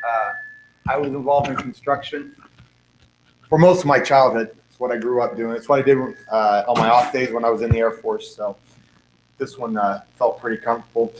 Engagement first was, though, infrastructure. The lesson asks you to get your students to pair and share what infrastructure is and come up with a common definition of what infrastructure is. So ideas, quick, from the crowd. Roads, all right. So if you're doing by society, there's certain things that you need there for society to function as it is now. So roads would be one that we expect to be there for society to function. Trains. Transportation, yeah, some way to mass transit. Rails. The what? Water, sewage. Water, sewage. Electricity. So you get the idea of what you get your groups together of your students, and they would come up with things like this. And then they want you to eventually roll this around to just residential construction, like their dwellings, because you're trying to hit home with them. And so, all right, so what makes an infrastructure of where you live, the house that you live in? What's that infrastructure?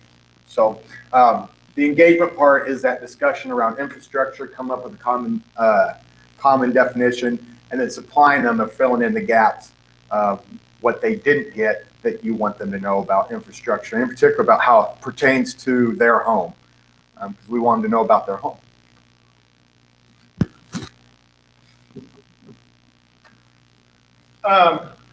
Exploration, the exploration part of this, there were tons of resources on the material, the EbD material for this lesson. One of the suggestions was to have the students watch the Green Home. It's a time-lapse video, and it's really short. We'll go ahead and watch that real quick. But as they watch the video, you can instruct them to note the steps of the construction process. There's various steps or phases in construction, starting with groundwork. You know, starting with site prep and going through the finishing processes of the exterior and also of the site. So you can see this in time lapse if my person.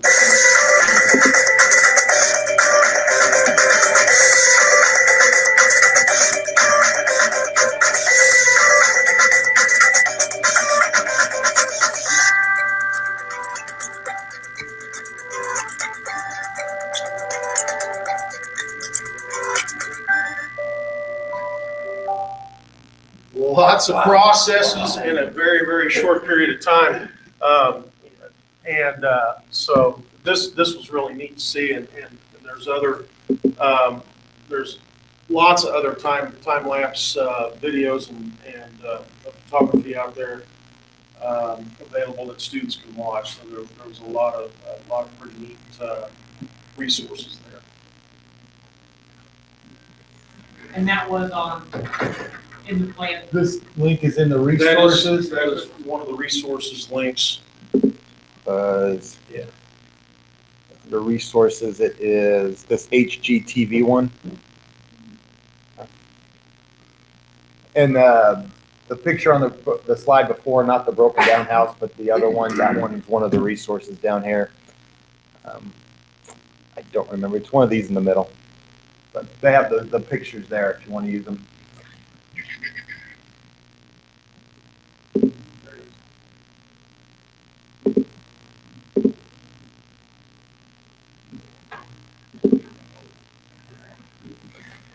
The explanation phase of this. So they've seen the video. You've had them discuss that. They've broken down them in their own categories. Then they want you to, again, fill in the gaps. So the students go ahead and tell you what they know by watching that video that Brian just showed. And then you bring in your processes and procedures. And there's a lot of written notes on this. The PowerPoints that were done in the previous couple sessions, they have their PowerPoints and they have what you want to get across to the students. There's a lot more words than I wanted to use. So the 4 steps over here I found on the internet and relating them to the pictures on the other side. The only thing that's probably not up here is the first step. They do talk about the like the governmental part of it. where you have to plan it. You got to make sure it's zoned. You have to get your financing all lined up. That's in the worded slides, PowerPoints that Engineering by Design supplies you. And then they go into the actual construction part where you build from the top down or you build from the bottom up. Obviously, they probably know that you're gonna have to build from the bottom up. So they talk about building the bottom, the base, the foundation. On top of the foundation, you start stick building the infrastructure, the framework.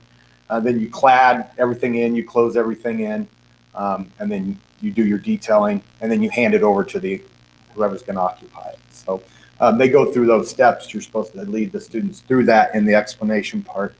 Again, trying to get them to familiarize themselves with how is my house built, how's it put together, where I'm growing up, where am I gonna live, and what does that mean to me?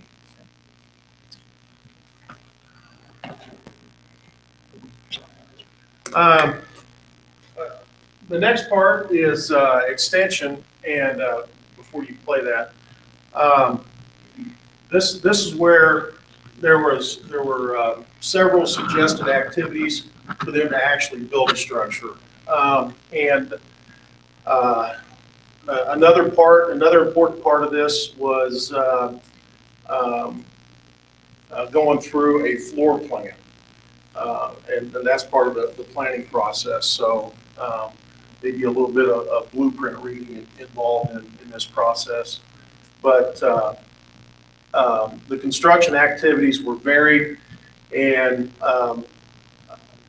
from very basic building material things that can be found easily and very cheap to I'm gonna share a little bit here about my son is in his second year of teaching in Ulysses, and I've got this up here only because I'm very, very jealous of how they're spoiling him out there in Ulysses. Now this is my 29th year of teaching, and his second year of teaching, they buy him a $18,000 laser and a $12,000 CNC mill, and but at the same time, jealousy is probably replaced with pride, because they're taking such good care of him, and he's working hard and doing a fantastic job out there. But if you got the technology, I guess ultimately use it. And he is actually in his construction class, his kids have drawn up, and they're using AutoCAD, or they're using some sort of software. I think Corel Draw, I think, is what communicates with their laser and their CNC router the easiest, or the seamlessly, or more seamlessly than other software. But his students are they're planning the structure. And actually, this is an 18 by 24 laser cutter that is cutting in this little video. It's very short, but it's actually cutting the trusses for their scale building that they're going to build. So they start out, they plan the structure, they're cutting out the parts. They're going to build a scale structure, and then they'll move to the actual structure. So, and the material that they're using here is just, I think, 1/4 inch masonite, 1/4 inch hardboard, and then it's cutting out all the parts, and then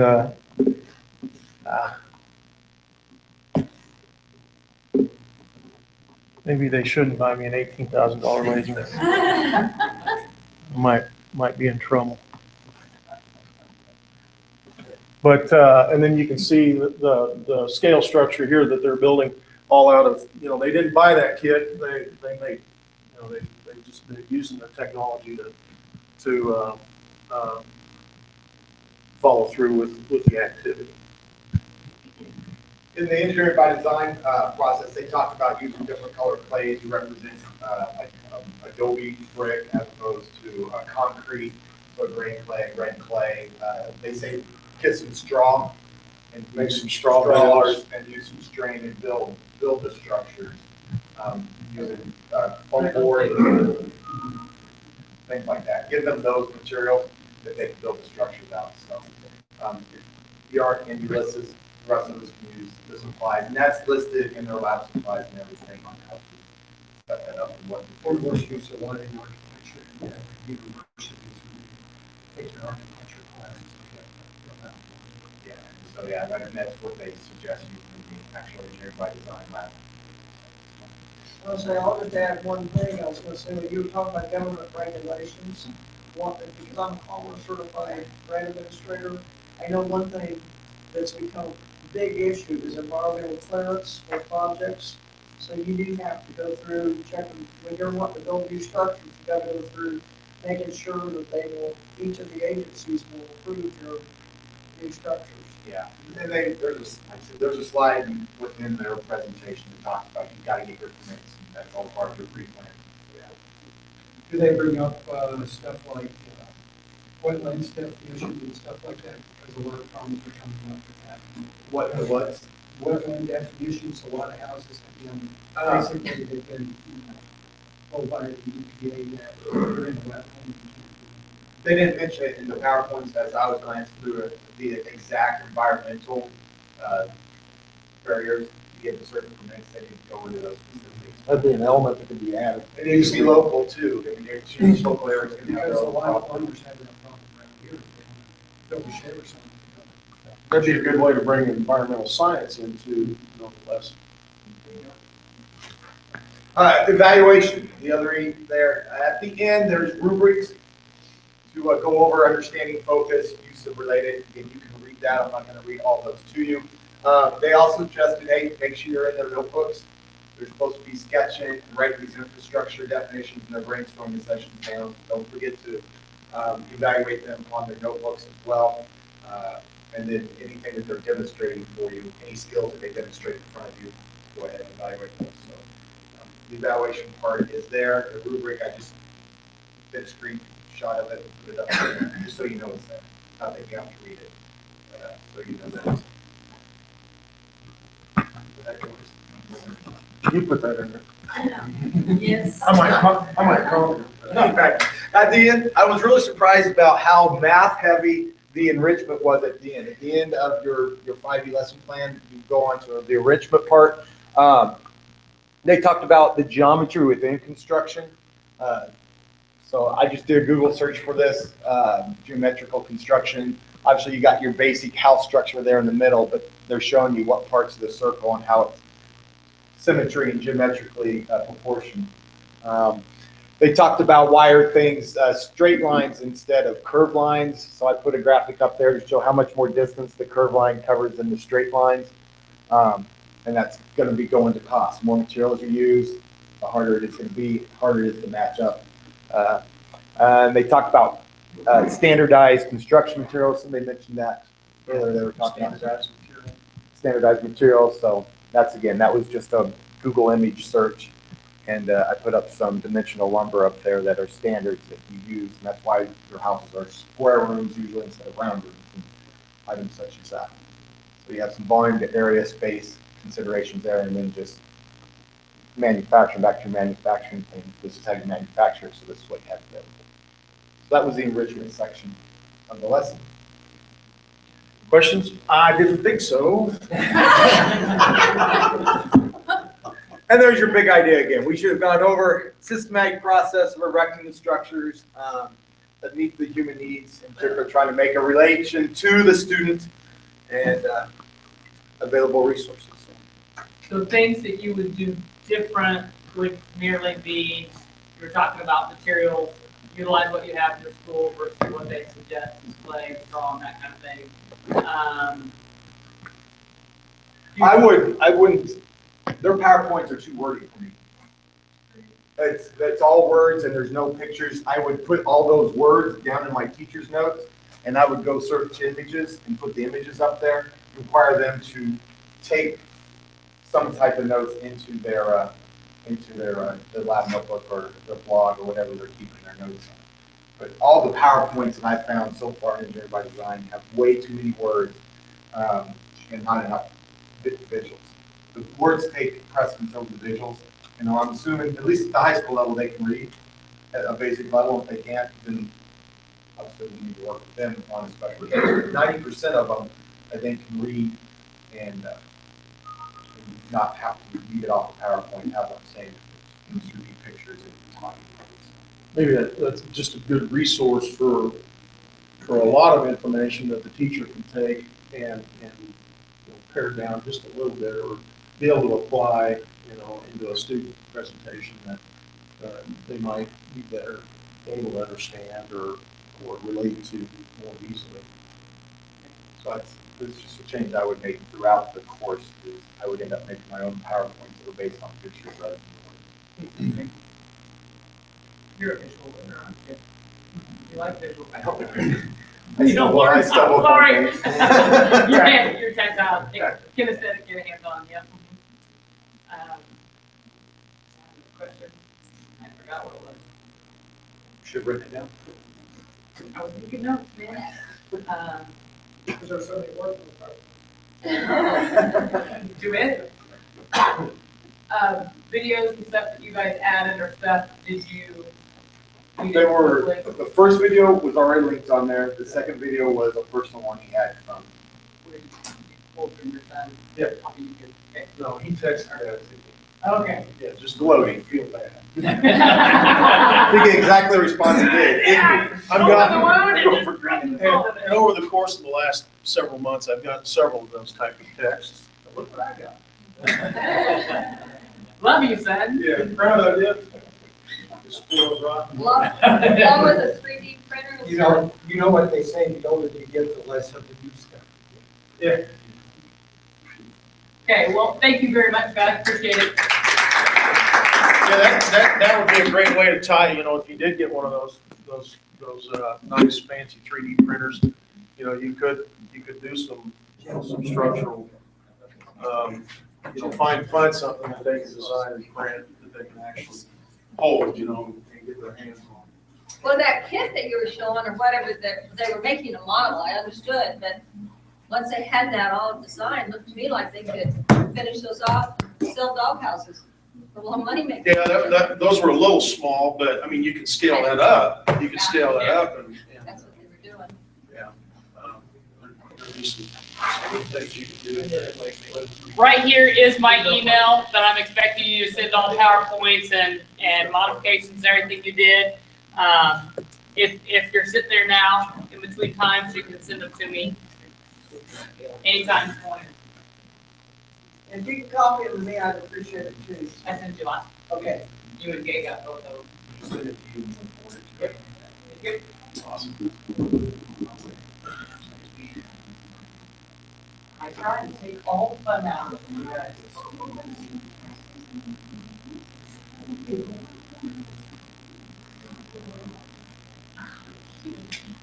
What's going on?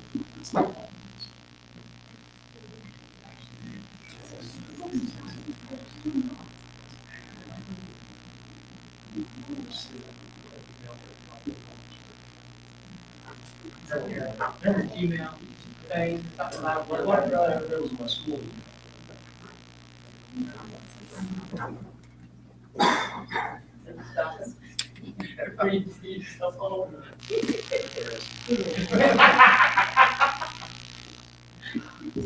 I found it told my information factor is high, but okay. Why isn't anything coming up?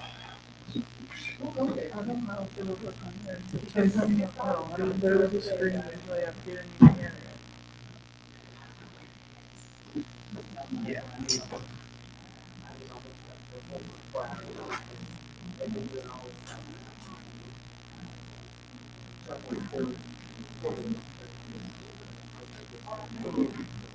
It's up there, it's just not I know it's not bringing up the screen at all. What are the inner settings?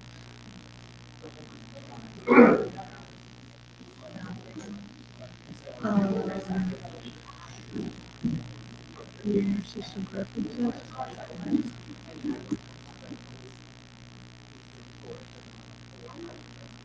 This, would it be on a desktop and print maybe? Where's that? What is it?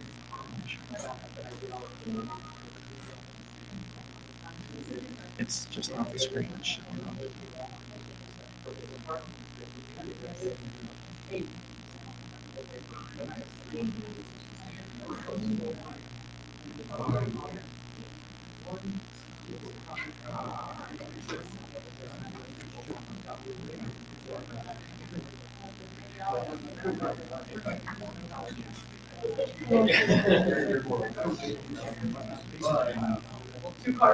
I might have to.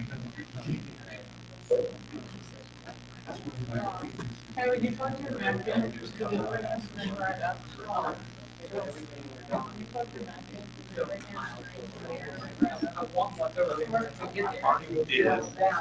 But sometimes, I know I've had to do things before.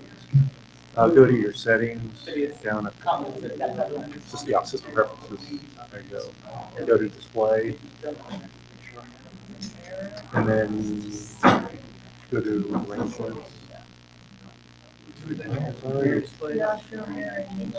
Yeah, there you go. That's it. Yep. Okay. It wasn't clicked. I knew that's what I had to do, but I didn't know how to get there.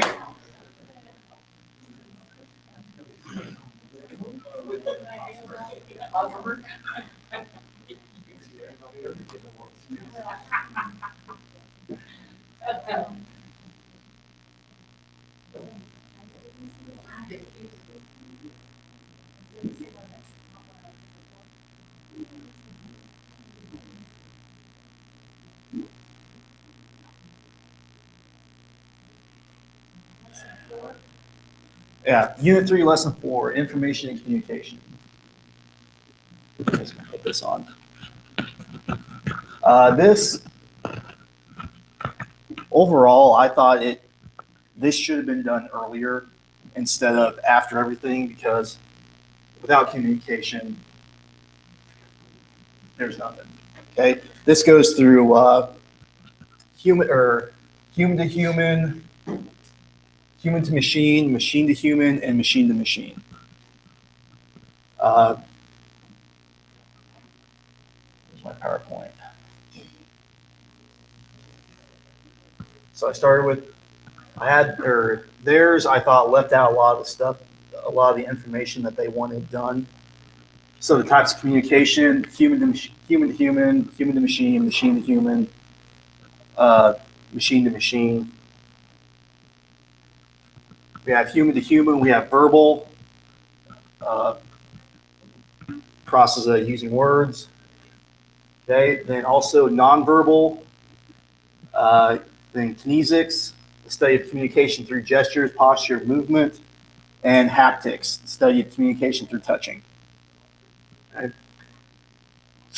Then broke down a little bit more. For the nonverbal, we got American Sign Language, the AFB, they've got the basics of Braille, American Foundation for the Blind. Human to machine, and machine to human, I kind of just put them all together and glossed over because that's how they had it. Goes over inputs, determine processes, output, feedback, sending a text message, the input, you want to send the message, the process, entering the information, output, the message is displayed, and feedback, confirmation of the message. And some people's text messages, you do this. A lot of kids have Snapchat now, and it tells you if somebody's looked at it or opened up the message, so they'd be familiar with that.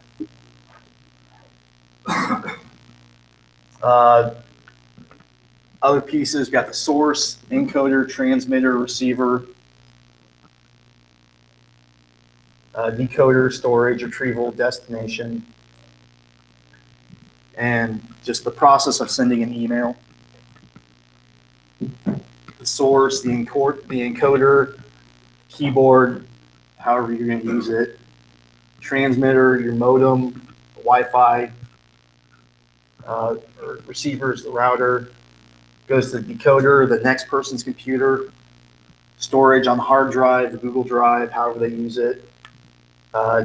They use Gmail as an example for that. The retrieval, the software application that displays the email, and the destination, who's reading it. Okay. Nonverbal communications, street signs, hugging, hailing a taxi cab there. Some little examples I brought, or I thought, are look at the pictures. What type of communication is it? Human to human, machine to machine, human to machine, or you could have something like down in the bottom right, where it's multiple different ones. You got human to human, as well as the three of them looking at the computer. Activities. They suggested watching either October Sky or Apollo 13. This video is just a link to the launch sequence from Apollo 13, and then go through. It's like, I think it's about 8 minutes long, and then the students would go through and list what type of communications happen. All the nonverbal, the machine to machine, the from the spaceship or ship to the Houston control. Another one I thought up was assign the kids in groups, and then without using the English language, they had to go in and use find a new way to communicate, just a simple phrase, just good morning or something. Examples: sign language, Braille, Latin. Where I live, we have a bunch of migrant workers from South Africa, so they speak Afrikaans. So a little bit of that.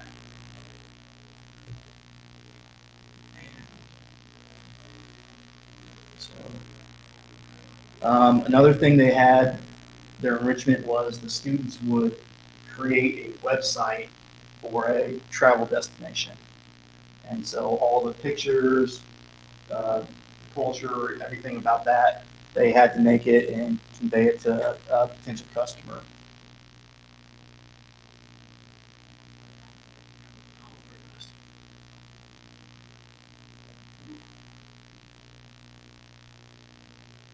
And then just some of the assessments they have. They had one where you go onto a social network, and like Facebook, Edmodo, and just read off of that. What was its purpose? If you created a different social network, what would be the purpose of it? Things like that.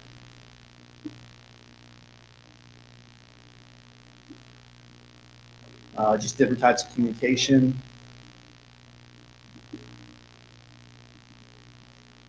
Yeah.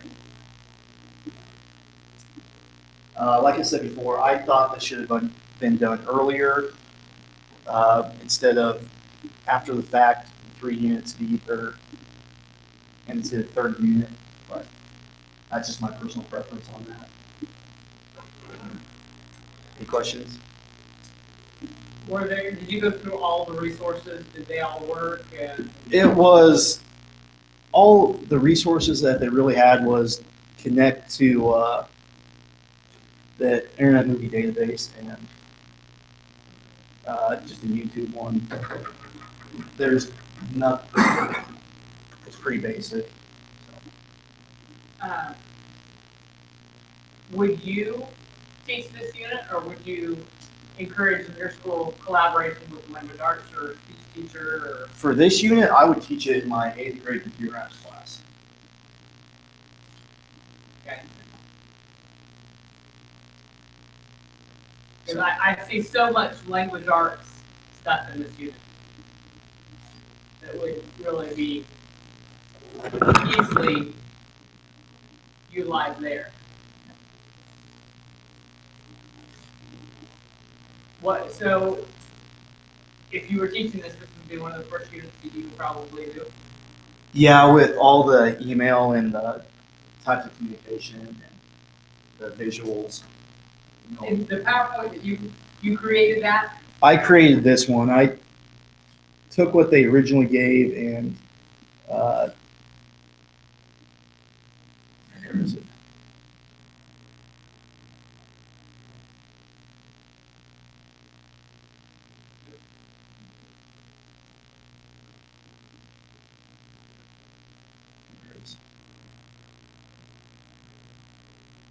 The one they originally had, it left out the types of communication, but then they wanted the assessment.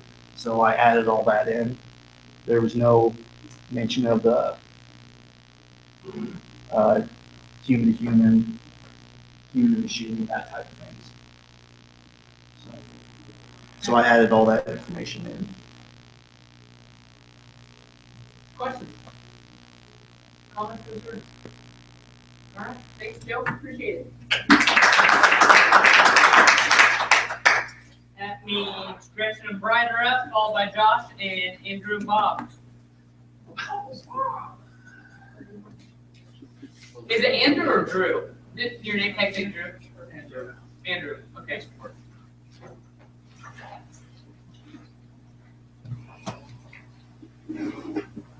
Followed by Donna, Sarah, and Josh, who will finish this out.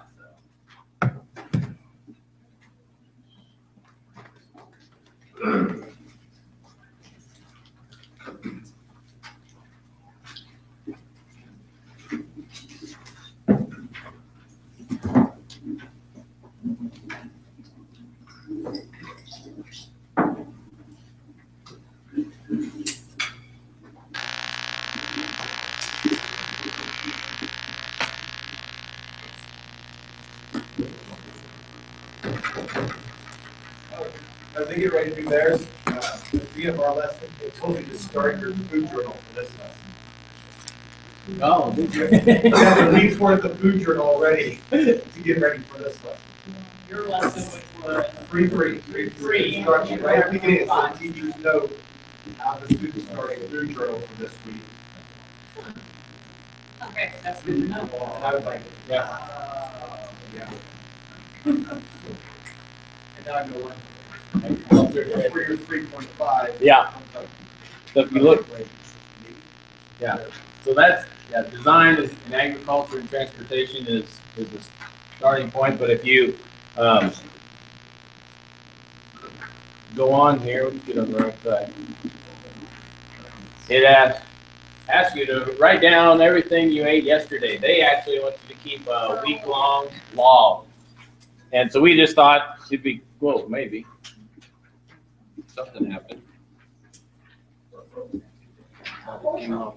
We thought it'd be fun for you guys just kind of to kick off the whole idea because it ties together a lot of really broad things. And so we thought it'd be fun for you guys just think about, either write down or think about everything that you ate yesterday and then put it into a category of if it was processed or if it was like organic or just kind of maybe where it came from and stuff like that. And they actually, if you, on your thing, talk about a calorie counter, you know, and there's a basic one in your handout that they give you. You look in there, there's a basic, like I said, it has the chart first, and then at the next page, if you look at the next page, it has a basic calorie counter. I don't know how involved that really is. It didn't look like it, you know, it may have everything. But we went online and you can find all kinds of. Most of you guys probably have, well, maybe not, but we figured that somebody has at least used a website or has an app on their phone or something, and that would be way more fun for the kids to get engaged in that than using pencil and paper and a calorie counter. So there's Calorie King I found in something on about calorie count I have that. My Fitness Pal. If you have a Fitbit, I mean, any of that stuff, you can add up anything you want to. So they did kind of keep them. It doesn't like. Doesn't like you. It does not like me. Well, it's record. And they didn't have that right in the beginning of the lesson, but we thought that it would be more fun, like if you're actually doing with this with the kids, just to throw something out there and get them, kind of like you guys did with us, just to get them involved in doing something before you even introduce what the reason was behind exactly what they were doing. So that kind of gives you an idea of where they're heading. If you take a look, the big idea on this transportation, the vital role, they talked about the combination of businesses, all right, that produce products and systems and distribute. So they talk about food, fiber, fuel, chemical, and other useful products. So it kind of involves a lot more than, you know, when you start thinking about just some of the basics. You know, you're thinking about fuel, and then one of the things they talked about was the biofuels and renewable things like that. You know, you start thinking about those things and bringing those back in.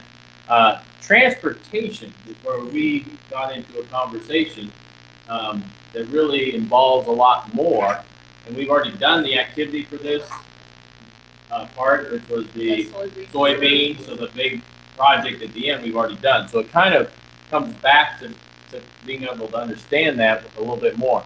But if you start thinking about this, I went out. Let's get on the right computer.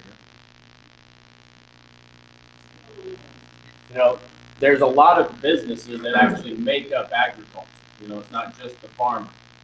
You know, you start thinking about the elevator and, you know, the video that we got to see live from, you know, right around here. But then if you think about all the businesses that have those products or transport those products.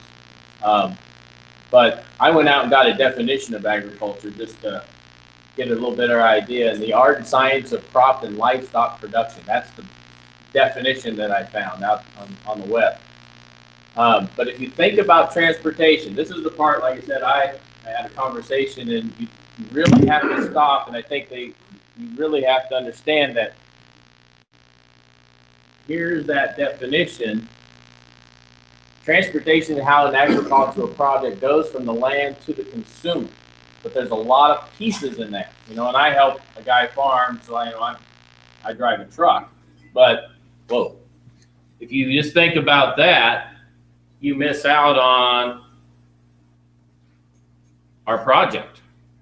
Some of it too that I thought was interesting, if you look through the slideshow, it was like a 5-slide, really basic slideshow with transportation and ag.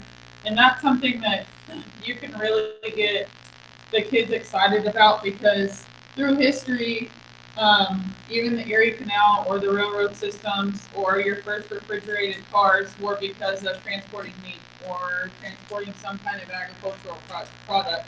So there's a lot of history in that with agriculture and helping with the push of trying to get these foods out to different people to reach. And they made a comment on one of the slides that said that most of your agricultural transportation is by ground. And actually nowadays, there's a whole lot going on globally to get agriculture out. And I think I read that we were doing a grain project in my class, and we had a speaker come in, and they export, Japan can only produce 17% of their food themselves.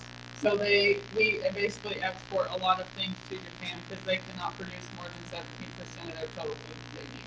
So there's a lot going on right now with transportation and agriculture, from just the planting and the fuels and the chemicals and everything with that, and then taking it to get processed. But then once it's processed, or once it's to get to the consumer, all the different areas that it's going. So it's kind of would be a fun activity to look at what you ate and where did it come from. Did it come all the way from another continent even, or what could you do to buy things more locally, or stuff like that that you can do, or using renewable or non-renewable resources. Does it have activities in there for that kind of comparison, or would you maybe to have the kids do I get excited a line about chart, this stuff. graph chart, something? So I would totally go off into like left field doing different extension projects with it. But they had the calorie counter, which I can plug in my computer and show you guys what they had. And I was noticing, if you notice up there about the, you know, the elevator and the soybean cleaner are actually transportation systems. They're part of that network. You know, you don't think about them being transportation part, you know, the auger and stuff that moves things, that's part of the transportation because it all touches the food. So you don't think about those kinds of things. You think about the truck, the combine, you know, those kinds of transportation, maybe a ship, planes. everything that touches food products or things is part of that transportation system. So that kind of got me thinking about all these things we talked about.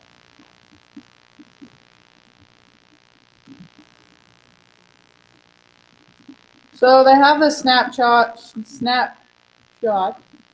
of the big idea and the purposes of the lesson and stuff like that. The standards and the benchmarks, and that's where I guess I was just kind of going through here and doing project-based learning with my kids. I have to pull standards from all different areas all of the time to kind of justify what I'm doing.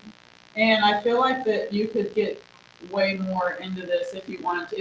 If you had, which the factor is time really, but if you had the time, you could have pulled more standards than what they list on here into a project like this. So that's something you guys might look into. If you're running into a time crunch when you're doing these and you feel like it's taking longer than you think, you might be getting more standards as it is. So it might take some pressure off of you that you're actually doing more in that project than you even thought of. And then the assessment we handed out, if you guys want to look at it, there's like a 5 or 6 question assessment, and then the answers are on the back. On the so back you could side. give that ahead of time and then again at the end.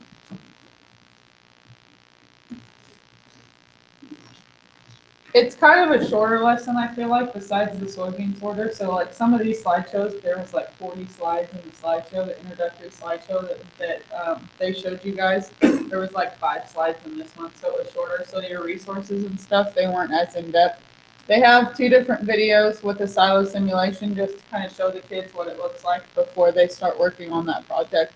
And then I looked at the silo simulation, but I didn't look at the other one. Was it good? Yeah, I like visual stuff, so it helps me. And then the USDA stuff down at the bottom, I looked at the history of American agriculture and the different timelines, and that was where I was talking to my dad last night, but I didn't understand the correlation between the history of transportation and how much agriculture really did have an impact. I mean, I had an idea, but how much it really had an impact on this trying to get that stuff taken care of to get food out to different people. Then the lesson plan, the engagement was the food log activity. The exploration was doing the calorie counting, and then the explanation and extension was basically with the soybean cleaner. Yeah, so the resources, I mean, there's not a lot of things going on in this one. But at the same time, it could take some time because, you're supposed to do it for a week on what you ate and then figure out those calories. And then start talking about, where did that food come from and how much food is processed. I think one of the comments I've heard one time is, we don't need to really embalm people anymore because we put so many chemicals into our body that, that throughout our life that the preservatives are so much ingrained into our body that, it's crazy how much preservatives we have in our body by the time we die. So that was a funny comment that I heard one time. I was reading an interesting article, and this was on garden stones. And matter of fact, I can't remember where it was, I just read it last night, but they analyzed the trash.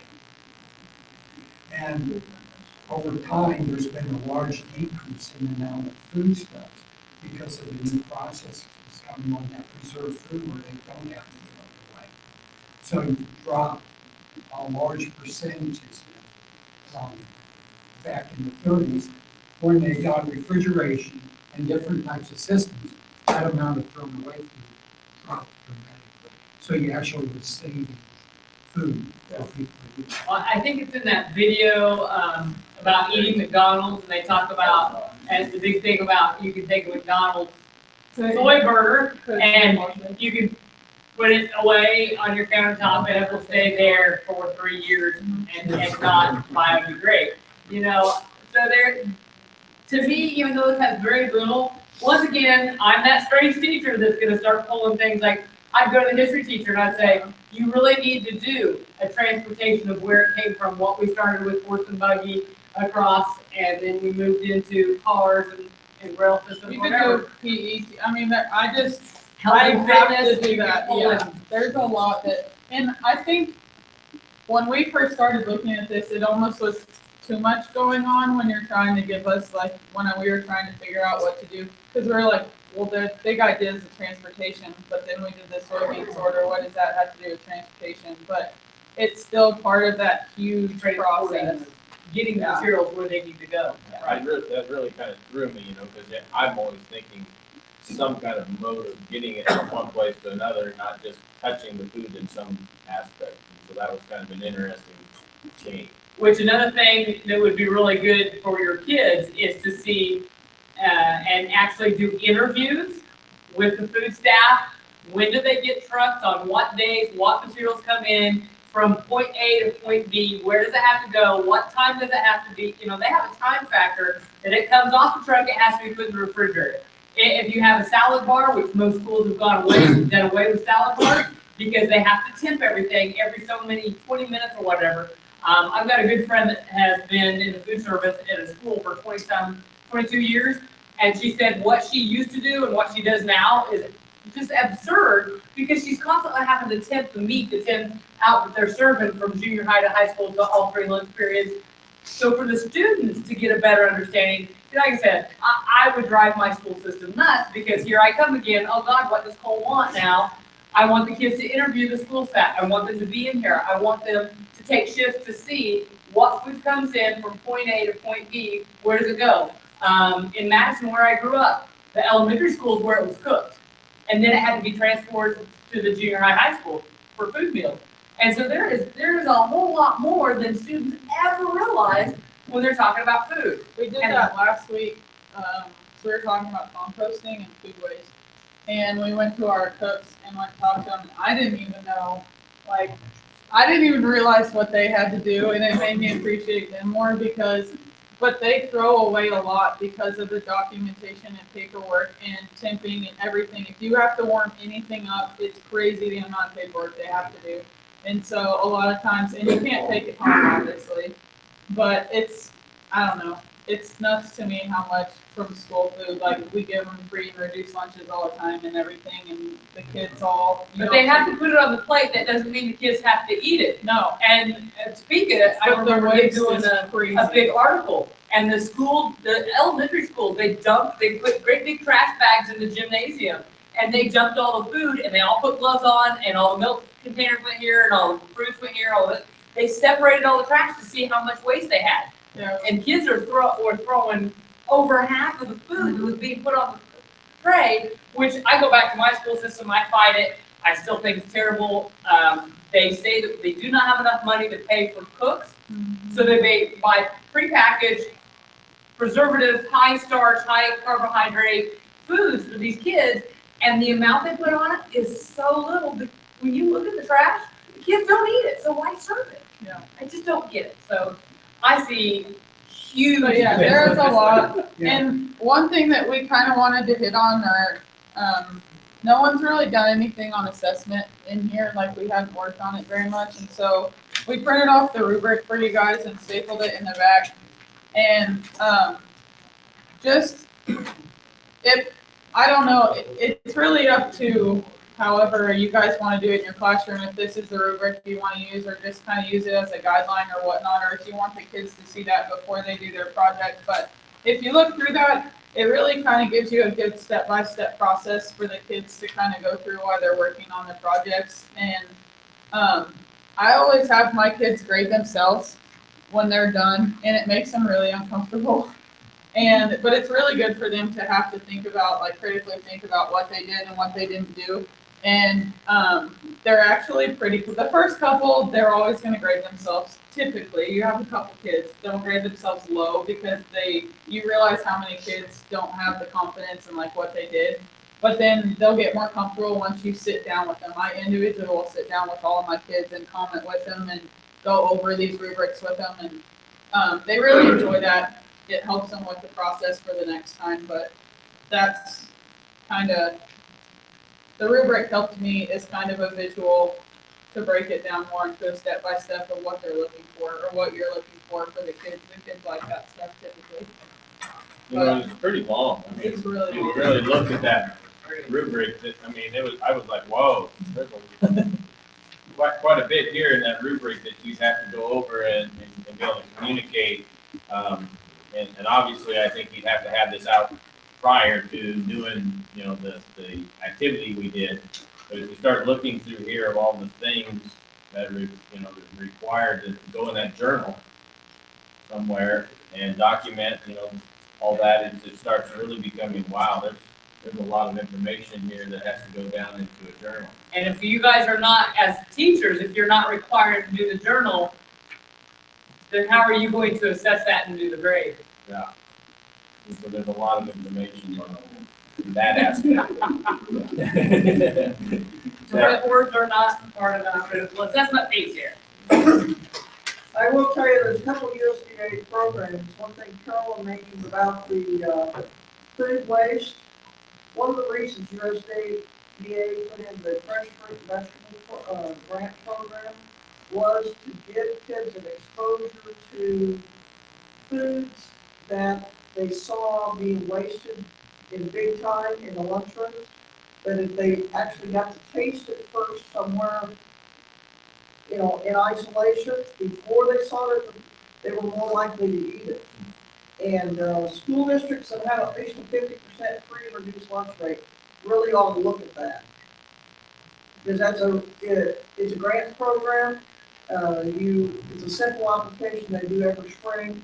And but you use it sometime during the school day besides the lunch hour to give kids an exposure to like different fresh fruits and vegetables, that kind of thing. So that, and what they found is that schools that do that have less waste in the lunchroom because the kids seen it, they've tasted it without being scared of it.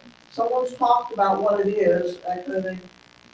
It's just surprising to me. I grew up on a farm, so I know all these different fruits and vegetables, and I've traveled quite a little bit. But a lot of these kids don't know what it is. You give them a plum, and they have no idea what the whole plum is, and so they won't even try it because but if they try it, a fresh plum, and then they see it in the lunchroom, they're more likely to eat it. Yeah. I think they have that program here in Touch or something like daughter-in-law said this. Third grade, they get it, and then kids get it. Like I know last year I did 11 different schools for the Fresh Fruit Festival grant. So it's just like when I went to Florida for the experimental procedure for my daughter. We have farmers markets here in Kansas. Not that I've been to a whole lot because I grow my own garden. But that was one of the things every Saturday morning, a group of us would go down underneath the freeway to a farmer's market. And we found out that there was a larger one about, a half a mile from where we're at. And it was this huge building, like every bit as long as this room, like twice the size of this. And you go in and you walk through the farmer's market, and the people from California picked up a persimmon. And I'm like, she goes, oh, we can have these tonight. I'm like, what's a persimmon? Yeah. She goes, you never had one? Oh, yeah, I have one. I'm like, okay, let's have a persimmon. And there was just some other things that you get exposed to. And that's what our kids need to be exposed to, more things. And I think this is a great lesson. Well, and one of the things I started thinking about, I'm trying to eat more locally, Which there's the second program I was going to mention for school districts is a program, it's called Farm to School. And if you have access to farmers markets and that kind of thing, or like for instance, St. John has all the melons and that kind of thing, they can tap into that. And that's another thing they found, kids who are served produce from local area in the school lunches are more likely to eat it at home or as well as eat it in the lunchroom if they've been exposed to it and know that, hey, that's actually grew up around here. Yeah, we had, I think our hort teacher had actually grew some stuff and then took it to our facts teacher, and those kids then turned some of that produce and stuff that they had into a meal, and then the two classes ate it, and the kids were just amazed and just were obviously you're going to eat it because some of them grew it and some of them cooked it, and so it gave them a whole new perspective on food and some of the foods and how they can use it and supplement and get some of these fresh things into their diet a lot easier. You know, that's kind of, you know, I started thinking about, you know, we got a lot of places around now that are, you know, doing the eggs and things like that, that you can get more local stuff, and it seems to taste, obviously the taste is a whole lot better. And, you know, I grew up on farm milk, which you can't get anymore. You know, you used to go out and get milk right off the farm, and then you had to scoop the cream off, and then you had to stir your milk. You know, I grew up stirring milk before you drank it, because if you didn't, you got a big gulp of cream, and that was way, way too rich. But you know, you can't even do that anymore with all the regulations. It's hard for farmers to sell. We go through 14 gallons of milk a week at my house. Everybody keeps telling us we need to get a milk cow. Yeah. 14 So gallons of it's milk. pretty incredible. Between But like I the said, cost it's of milk and the cost of gas, we're broke. yeah. All right, so thank you very much. Good job, guys. So now we have Josh, Buffalo, then Andrew and Bob, then Don and Sarah.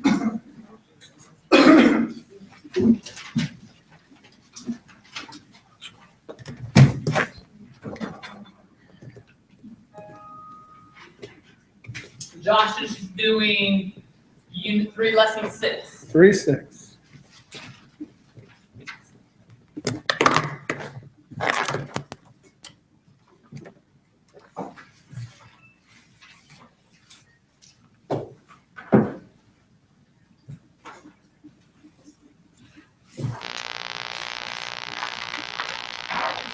All right, I did go through and print. That's a good idea. But knowing not everyone has the portal stuff right now, there are basically copies of the things that we'll show and talk about and go over in some degree.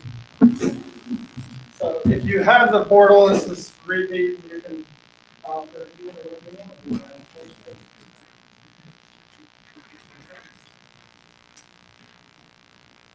Oh, that was a question on your guys', how much time did it say to go into that? I was just about to get to all these, actually, because one of the things I was going to point out as I go through this, starting in 6, it felt, wow, that's loud. Starting in 6, I was looking at this, and it's 3-6 is telemedicine, and so I was going through it and just kind of curious how it fit in with the whole thing. So this is the Unit 3 overview. Excuse me. We haven't really hit on that yet going through this. It's the designed world is the entire unit. And so as you see, it talks about the byproduct of engineering design process, which transforms resources of all kinds of variety into usable products and services. And that's where the telemedicine comes in. Now, some of you guys have talked about yours being short. Mine is going to be short today because I am proportionalizing to the time I was allotted versus y'all's. And you'll see here, they've got the objectives listed. Lesson 1 was 8 hours. Lesson 2 was 8 hours. Lesson 3 was 6. Lesson 4 was 5. Lesson 5 was 10. And mine is 3.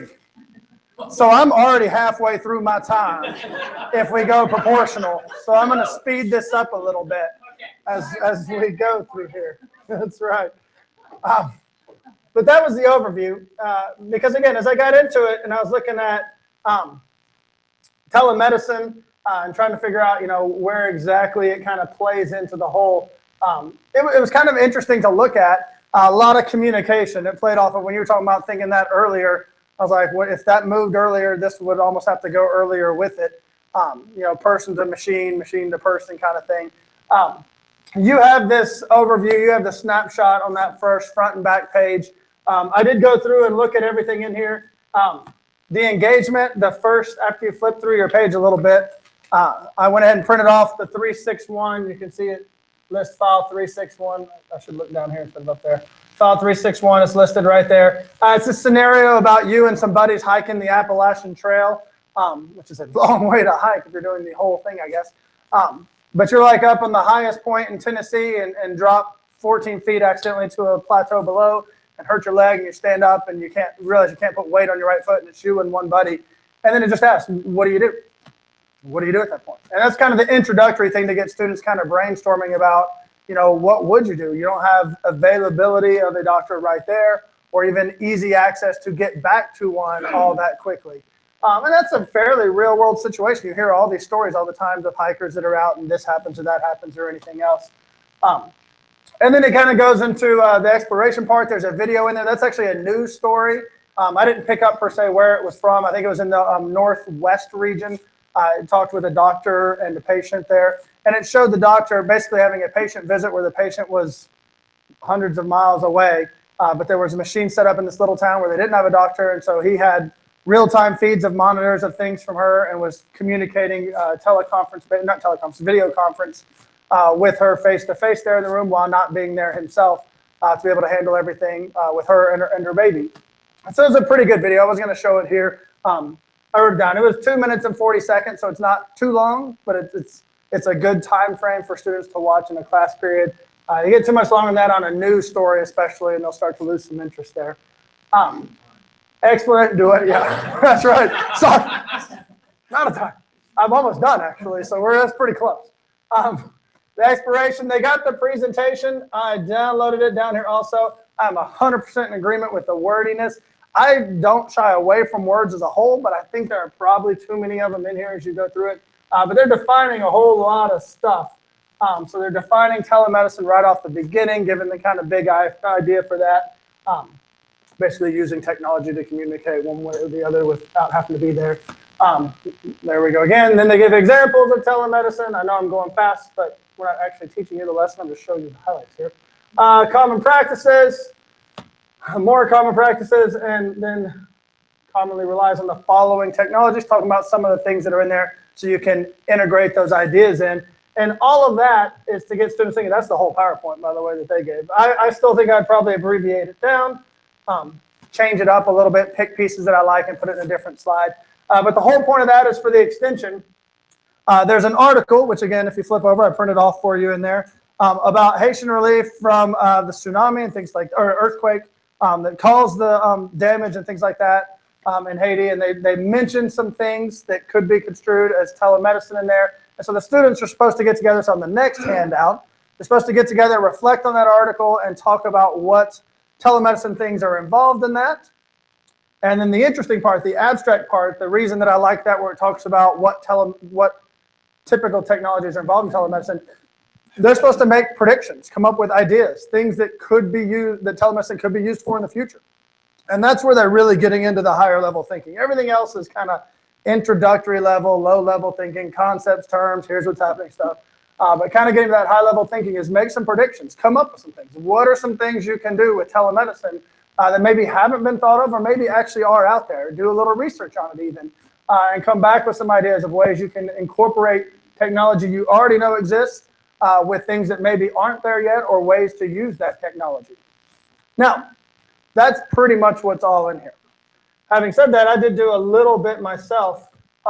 Being in Halstead, we're right by Newton. And Newton has the hospital right there. Halstead used to have a nice one, but that's another story for another time. But at the Newton Medical Center here, they have the TEST system. As you can see up there, telemedicine electronic stroke system. I haven't highlighted at this point in time. Okay, it's the newest. They talk about it like it's a person because basically it allows with a stroke, as you read through this, I'm going to start in the second paragraph. I know you guys can read, but I'm going to read anyway because it takes up time. Using tests, a consulting neurologist connecting to the robotic remotely via computer can be at the patient's bedside in minutes. So when strokes and things like that happen, you can get feedback, you can get doctor-patient interaction, you can get things like that far quicker. And it says in there, even as early as they arrive to the hospital, saving precious time and consequently more of the patient's brain. Through state-of-the-art robotically controlled camera and monitor system, the neurologist can see and communicate with the patient and family, as well as other neurologists, the patient's nurse, and emergency department physician, and the staff. The remote physicians can also access medical imaging to assist with a rapid, accurate diagnosis. The doctor can almost do everything without being in the room through this system. I would be, especially being in Halstead, I would be very interested in seeing about taking my class over there and taking a look at it actually with them as well as they start to brainstorm through what are other ways they can do it. Because they maybe could see it in work, maybe get a time to talk with the doctor about how they use it and other things that they could see in the future, other ways they would like to see it used, things of that nature. If you're further away, and maybe even as close as Halstead, maybe this would even be a better idea. If you could in theory, kind of telemedicine yourself in your classroom. If you could video conference them in there, or things of that nature, then you can use the technology while talking about the technology at a similar type of time. And just allow them to start to brainstorm and really think about what are ways that we can use this technology in the future and put ideas out there. No caps, no ceilings, I don't think. Let them go off the cuff and just say, what did you come up with? Realistic or not realistic? Because although it may not be realistic at this point, it may be realistic when they graduate college. You know, you've heard it said numerous times, I'm sure, we're training students today to do jobs that haven't been created yet with technology that hasn't been invented yet. And so letting them just think off the cuff and go out there, you know, whatever their brain takes them to, I think is really kind of the key behind this one, is what uses of technology do they see. But that is about it. That's, I mean, it isn't abbreviated. It's just a 3-hour, 3 classes, but I think the bulk of it is students thinking high level about what could we do with this? What are the possibilities that are out there, realistic or not at this point in time? And Josh, one thing, some of you know that we have these robots here at ESSDACK, where we can have a robot here and robots like in a school or something or that kind of thing, and or like a superintendent might be attending from Western Kansas and can, you know, but we also saw some options for that with the kids that are fragile and that kind of thing that can't come to school, can actually be in your classroom participating just like as if they were there, but they're in a hospital bed or they're sick or something and can't travel and go to school. But I could also see some other opportunities with that with business and industry where there's places that your high school kids cannot go. You can have a robot there. Yeah. At an industry site, but that's an example. Using like an introductory video clip, you can use Sheldon's virtual presence machine from Big Bang Theory. So some may know that, some may not. Any other questions? I know that there's currently a lot of applications where they're with your cell phone, where they're doing individual monitoring of your own caloric intake, Yeah. blood pressure. I mean, just It's a basically they're cardio something yeah, app where you put your cardio, finger yeah. over the flash as it goes. So they're talking about, you know, being able to basically send all this to your doctor, and you don't go to the doctor. You just have a conference call basically with Right. him, and you have all the data there. And then I know I'm a Star Trek fan, so and they actually have a ability that are putting out $1 million for somebody to make a medical tricorder, which will diagnose certain aspects, and they're thinking they're close. And so, you know, the technology, like you said, Yeah. is not even out there yet. Well, at St. Jude, where my daughter went, we just went last week, and Montana wanted to be a nurse for Halloween. And I thought that was pretty good for her, and we were trying to brainstorm what we do, and I was trying to make it very special, knowing it's going to be a hard week at St. Jude. So I told her we would go to some facilities, hopefully some medical facilities, and get her a neat smock and do all that stuff. And we ended up going to Walmart and got her thing. And then we were trying to think about what else could she have. And they were doing some things at St. Jude with the kids to dress up and having little parties. So we were in the office talking about what we needed to get, and the nurses were like, oh, let me help you out. And so they said every nurse needs a pin, and they got her pin put in her pocket, and then they got masks, and they were thinking about all the stuff. And I said, hey, I think she's good to go, except for a stethoscope. But I said, I got some nurse friends back home. I said, we'll borrow a stethoscope. And I said, really, I would buy her one, because right now my heart goes out to my daughter, because I'm slowly realizing that it's quality of life, not quantity at her point, because her tumor is it's still growing. It's being very aggressive. So we're talking about all that stuff. The next thing you know, the nurse pops out, and she's out of the room, and some of the other nurses are talking, and said, no, Mom, don't buy one. Whatever you do. She said, by the time Montana would be old enough to be a nurse, they're probably going to have the technology where they walk through the door and there will be a readout on the side of all the vitals and everything. She says, don't waste your money because they're really expensive. Next thing you know, a nurse comes in and says, here you go, Montana, and puts a stethoscope around her neck and said, it doesn't work anyway. It's yours. Whereas mom knows, and I'm like, you don't have to do that. Thanks, but, and she's like, no, it's for Montana. And Montana got home and all the kids, all my other kids were looking at it going, that's no fair, that's cool. And so they started trying to see if it worked. And Montana goes, she was such a liar, it does too work. and they gave her a so that was a pretty aha moment for me to see that, yeah, very curious people, but they also understand where technologies are going. They're not even going to need those in the near future. That's just like surgery, they're looking at, we already have a Da Vinci, just down in Newton, already doing much. But the thing is, that's easy to hook up. I don't think the government's ready to let them do it yet, where they can do it. Electronically, remotely, you actually have somebody do an operation several thousand miles away from you. I really like that I have one of the top 15 neurosurgeons in the world operating on my daughter's brain. I don't think I would be on that hip about. But think about it in emergency. Yeah. So, anyway, neat. Sure. Unit. Might be short, but it's neat. Yeah. My husband right now is great. He had a heart attack in the office. He's wearing, as he calls it, his backward bra, which has been a real nuisance because it's not always functioning. And he's never had it's a defibrillating vest. And in the company that reads this remote monitoring of his heart rate is way back east. But if it would show anything, I mean, if he doesn't hit the button when the alarm goes off, then 30 seconds later, he's got however many volts. And that's what's happening to our neighbor. And but she said in the middle of the night when it goes off and you're not ready for it. She said then the phone starts ringing because the system, call him, and I'm like, really? And she's like, yeah. She says, you're not woke up and your husband's having his heart attack, and you're like, I'm like, oh, I hate to be you, but Yeah, that's an interesting thing because we had a situation with, these defibrillators. They only give you a shot if you need it, because once you put the probes on, it's a computer that analyzes to see if you really need it. Most people don't realize it. Yeah. Well, in that case, he doesn't. And of course, it beeps in the middle of the night until finally just take that thing off.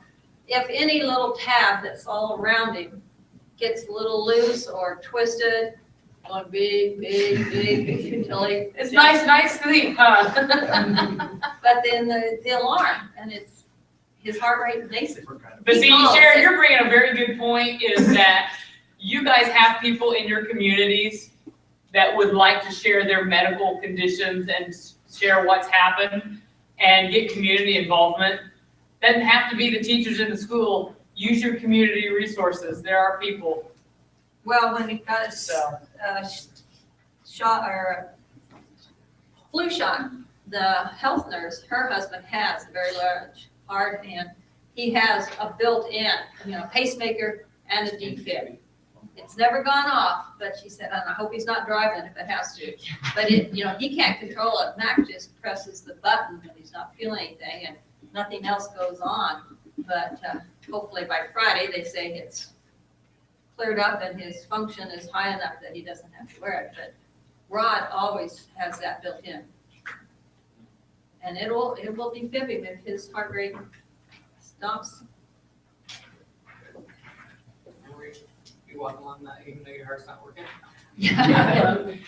All right, so Andrew and Bob, your turn. You're up. They're doing Unit 4, Lesson 2.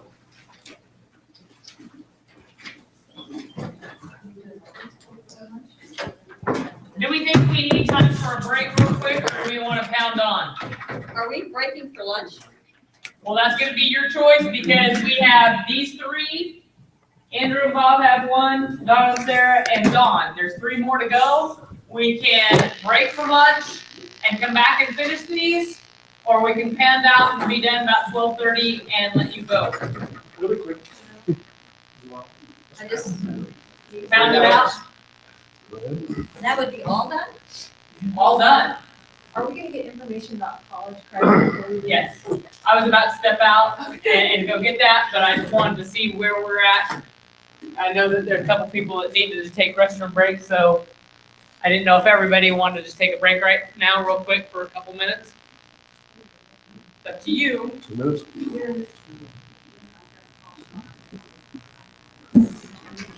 Okay, we'll take, just give it a second, I'll check on the college credit real quick. Oh, yeah.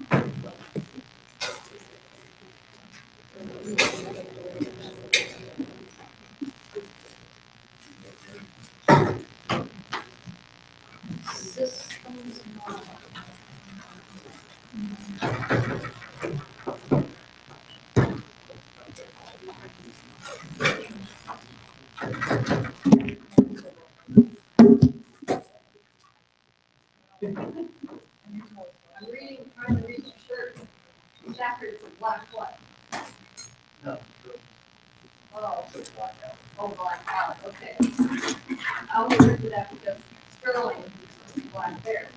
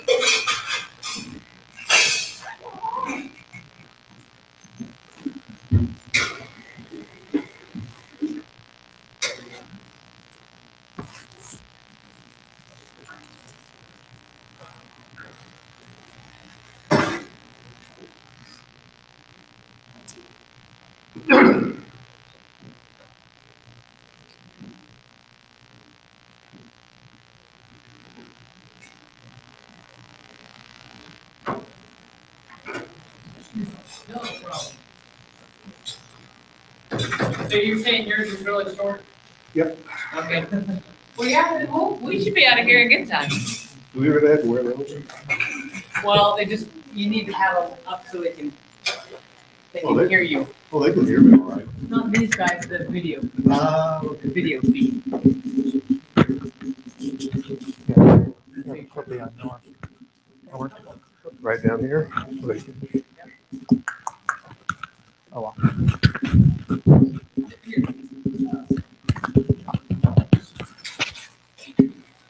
We're gonna go. Oh, there we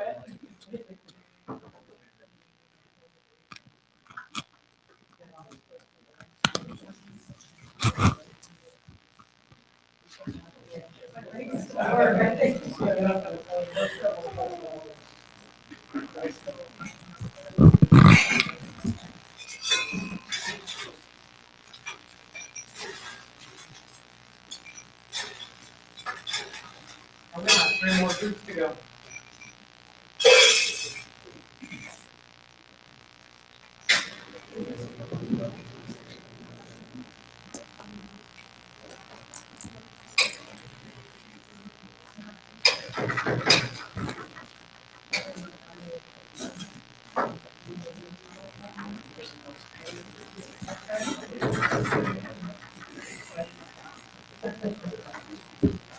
I know, must say. I think, and you two are here, so yeah. Sharon and Cleveland's on the phone, so we're not gonna wait on Cleveland. We ready? I guess if everybody else is, we'll go ahead. Okay. We are with Unit 4, Lesson 2, about systems model. It says up there, the universal systems model, the input, process, output, and feedback, like was discussed earlier, will help users to isolate components of a system so that it may be properly used and maintained. Now, as it also says up there, this is only about a 3-hour lecture, or 3-hour class on this one. All right, as far as the purpose of the lesson goes, it helps reinforce student abilities to identify systems within technological devices. There are 3 major activities in this one, and these are found under the supporting files. Okay, I've got those right over here.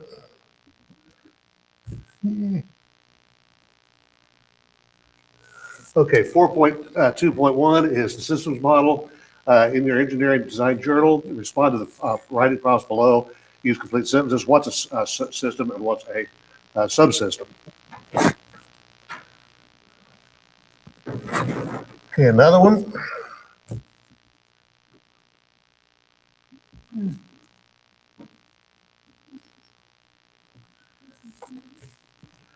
Is one that you're going to be doing here in just a few minutes about what are the parts of a system.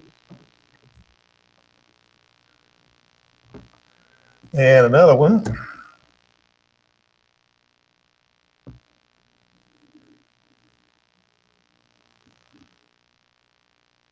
Okay, that's, yeah. One other one is in here is, okay, presentations. It's a PowerPoint, which we're going to get into in just a few minutes. As far as the resources go, as far as the resources go, there are a couple videos on here. One is called Input, Process, and Output. It's from brainfood.ca. And another is about technological systems model retrieved from awrsd.org. You can kind of look those up on your own. Okay. As far as supporting files go, those 3 files right there are the ones that come with the activity. These are the ones you can download to have the students fill in. And presentation 4.2.1 is one we're about to start right now. Okay, it's all yours. Actually, you want to do the slideshow? Nice. Okay. The idea is the universal systems model helps users isolate. We've already done this one before, just a minute ago. Okay, a system is a group of organized parts or subsystems that are integrated into a collectively achieve a desired goal. All systems have various inputs which go through the processes to produce outputs. High functioning systems collect feedback to increase efficiency. Systems can be either simple or they can be complex, like a bicycle versus an automobile. Simple systems have a limited amount of subsystems which can easily be identified and diagnosed. The input, processes, outputs, and feedback are easy to categorize in a simple system. Complex systems have a hierarchy of subsystems which often interact with the environment and or unknown variables. The input, processes, output, feedback are complex and the classification can be challenging. Okay, types of systems. I believe we already did this earlier in this workshop. There's biological systems where a group of organs will work together, like your heart or your brain. There's also mechanical systems, like a thermostat or a bicycle. There's ecosystems, which is a group of organisms that interact with their environment. Social systems how organisms interact with the designed world. And inputs consist of the resources that flow into the technological system. They typically include people and time, materials and capital, tools and or machines, energy and information. Okay, processes consist of the purposeful sequencing of tasks that combine resources to produce a desired output. They can be categorized into problem solving, production, and management. Output is the end result. They can either be positive or negative, and desired or undesired. This is the part that I like here. I mean, with the students, you know, there's that uncertainty. You know, they have their expectations, and things don't obviously they don't always turn out the way they think, which sets them to thinking. But the four options: unexpected but desired, expected and desired, positive of course, unexpected and undesired, and then the expected and undesired. But, and I think back to my classroom, and this is what I strive to push for is that one of those four scenarios, and then look and see what develops from that. But, okay, as far as feedback goes, this is information used to monitor and control a system. Feedback loop allows a system to make necessary adjustments during the operation of an overall system or specific subsystem. Open systems do not have a feedback loop and require human intervention, like a microwave. Closed system applies feedback to manage and control the system. For example, your home heating system. Okay, systems theory is the study of how things work and suggests that both natural and man-made systems have interrelated parts that work together to produce an output. Says here all systems tend to have similarities, and application of systems theory can be applied to the engineering design output or process. well, In the slideshow. and this kind of leads us to, you know, as it says there, all systems have similarities in the way they work. Their big design activity was to have students bring an object, bring a system. You know, so I did the grab and go this morning. And I probably owe some of you an apology. You guys look like fun. But here I have, this was a gift from my mother several years ago, the bass fishing game. I apologize, I don't think about her, you're not good anymore, but I can give her a wing.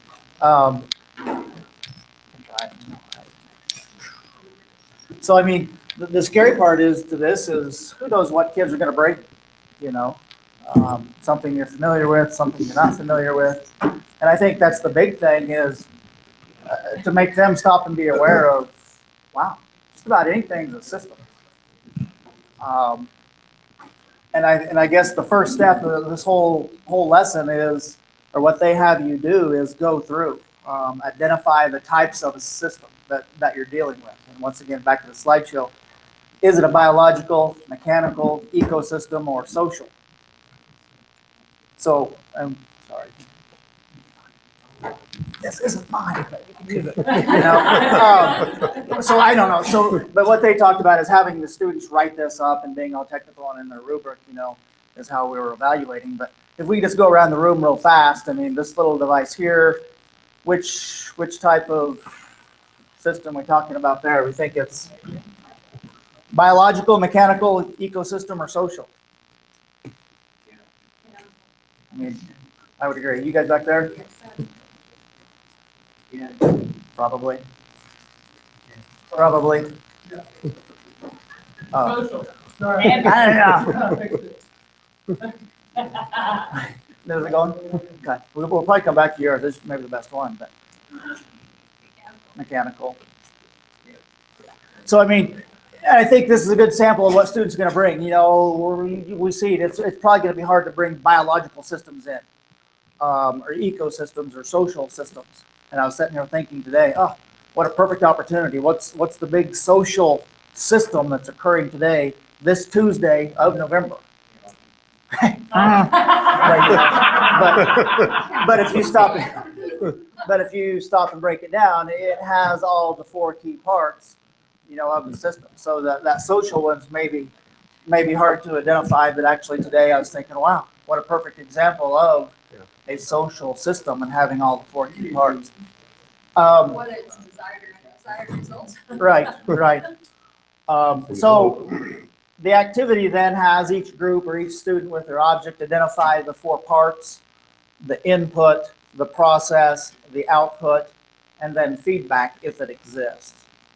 So, I mean, I don't know that we need to go around the room necessarily that we can see. You guys talked, or somebody mentioned sunlight on that one, yada, yada, yada. Theirs is a pH meter. They've got a temperature, laser temperature gauge, the coolest thing in the world right there. So we can go through each one of those, and the students are supposed to go through and identify and label and explain the 4 parts, which would then allow them to, the third step that they want you to do is simply identify, is it a simple or a complex system, which is based upon number of parts, and I think you see most of these are probably pretty simple. It talked about the complex ones having the ability to interact with the environment. Now we're starting to get into bigger things, and I didn't have any of those laying around.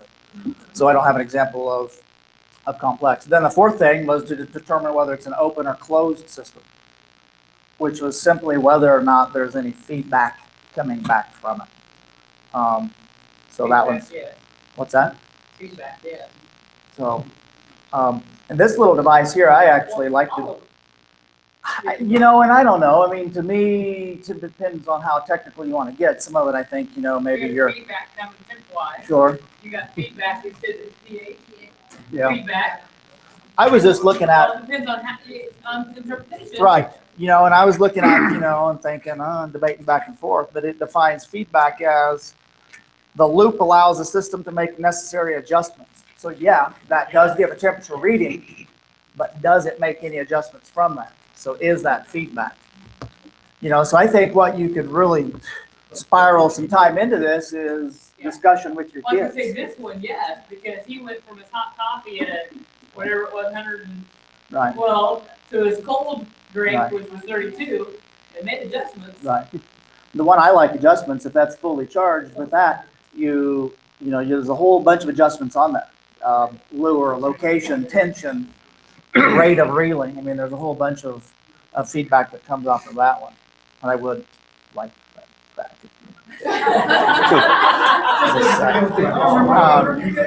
I'm going to have a hard time explaining that. But the thing I like about, I guess, as we set through everybody's things today, boy, there's bits and fragments of everybody that's piling into this, whether it's now I forget who did what, but the materials, the construction, the design model.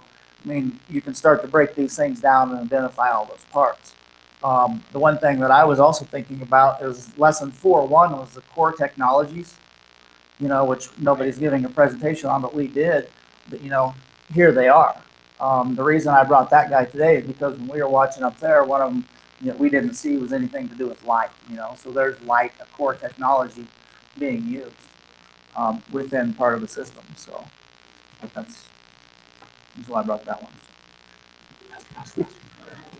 But this was the main activity that they have the students do. Like you said, it's short. It's technical writing, descriptive, identifying, labeling parts of the system. So you would have students bring these items, or would you do like you did today, bring in items? I think if you cover some ground rules of safety issues, sure, let them bring them. Why not? Well, yeah. I think that would give quite a bit of variety. No, this is censored. Figures.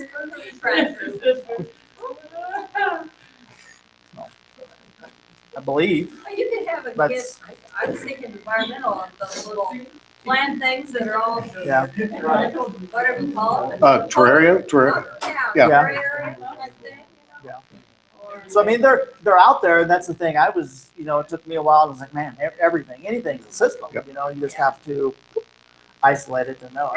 The activities we did. Somebody's talking about the grain over there. That's a large scale system that are composed of all the individual parts. I mean, they're all there, in just about all of them. So, but yeah.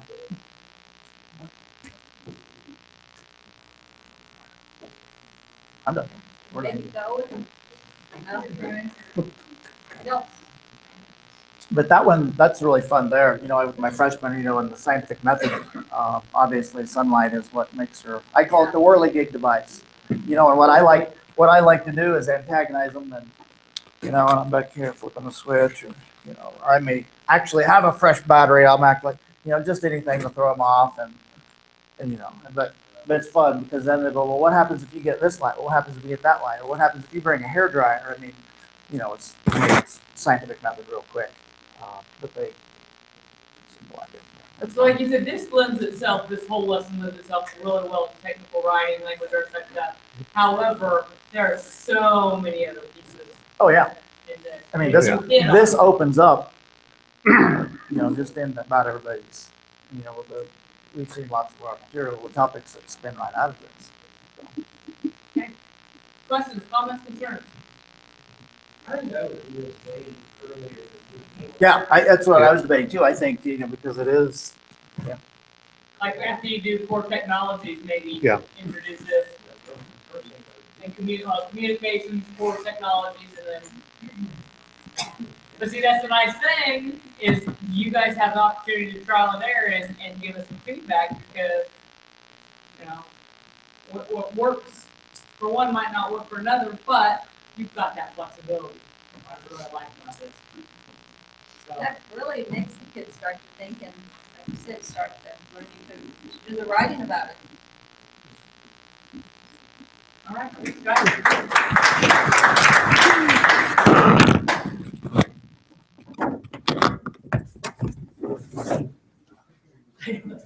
You have to take my toy away from the kid.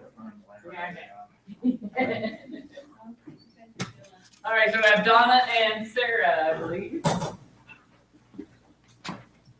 And that's unit 4, lesson 3. Yep.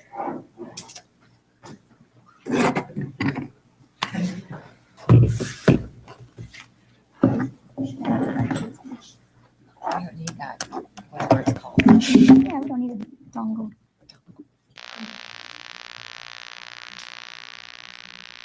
Maybe. Oh, I have it on it. Oh, there.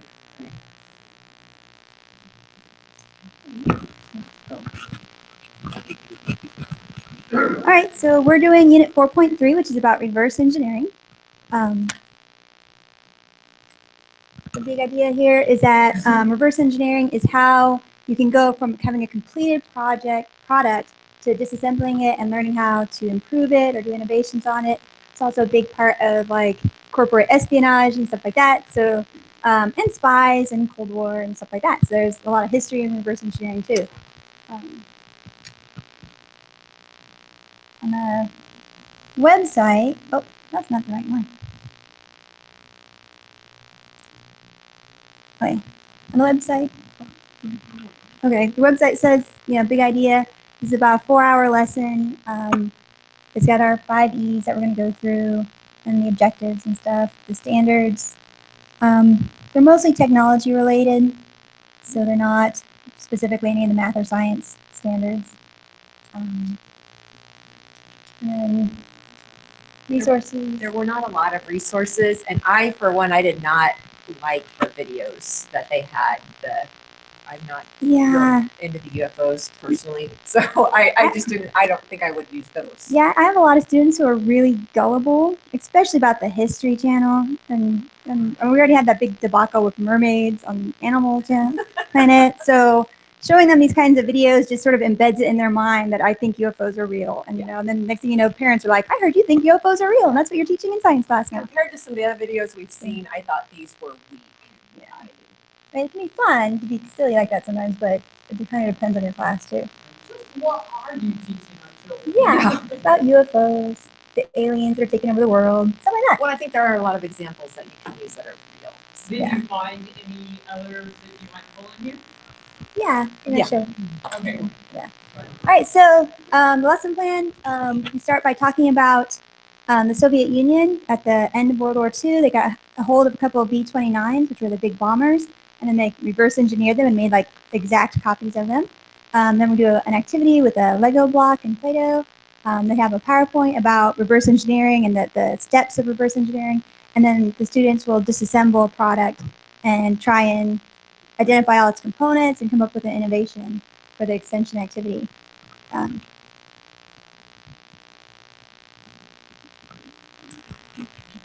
They included an article for the B-29 bomber. It was pretty interesting. You could do a lot with this with the history tie-in for sure.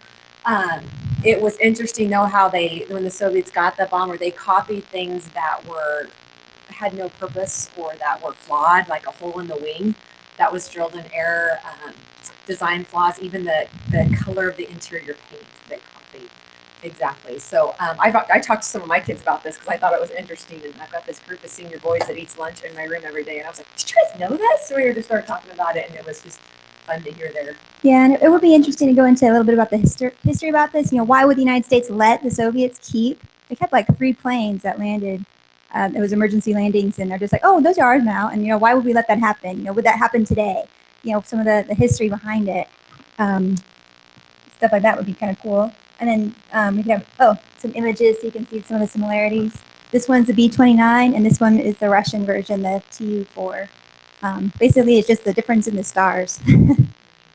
So, this was the same plane, by the way, the same plane that dropped the nuclear bombs on Hiroshima and Nagasaki. It was a really big deal for the Russians to get this technology, and the fact that they just let them keep it is like could be a really good discussion point. Okay. Whoops. No, wait. I don't get fancy toys either. Okay. So then and actually throughout this whole course, I thought about the movie Apollo 13 and where they had to put the Houston, we have a problem. And at that point, these 3 astronauts had to give up going to the moon, and they also had to give up the main part of their spacecraft and go into the lunar landing module, and that became their lifeboat, is what they called it. The lunar landing module was made for 2 men for like a day and a half, and they had to have the 3 men in there. I can't remember for how many days. And the carbon dioxide levels in there and the filters weren't going to support that, and they're going to be toxic levels. And so this is the square peg in a round hole clip, if we can get it, that I thought fit really well with the reverse engineering. Do we have sound? Ooh, it's not on the speakers.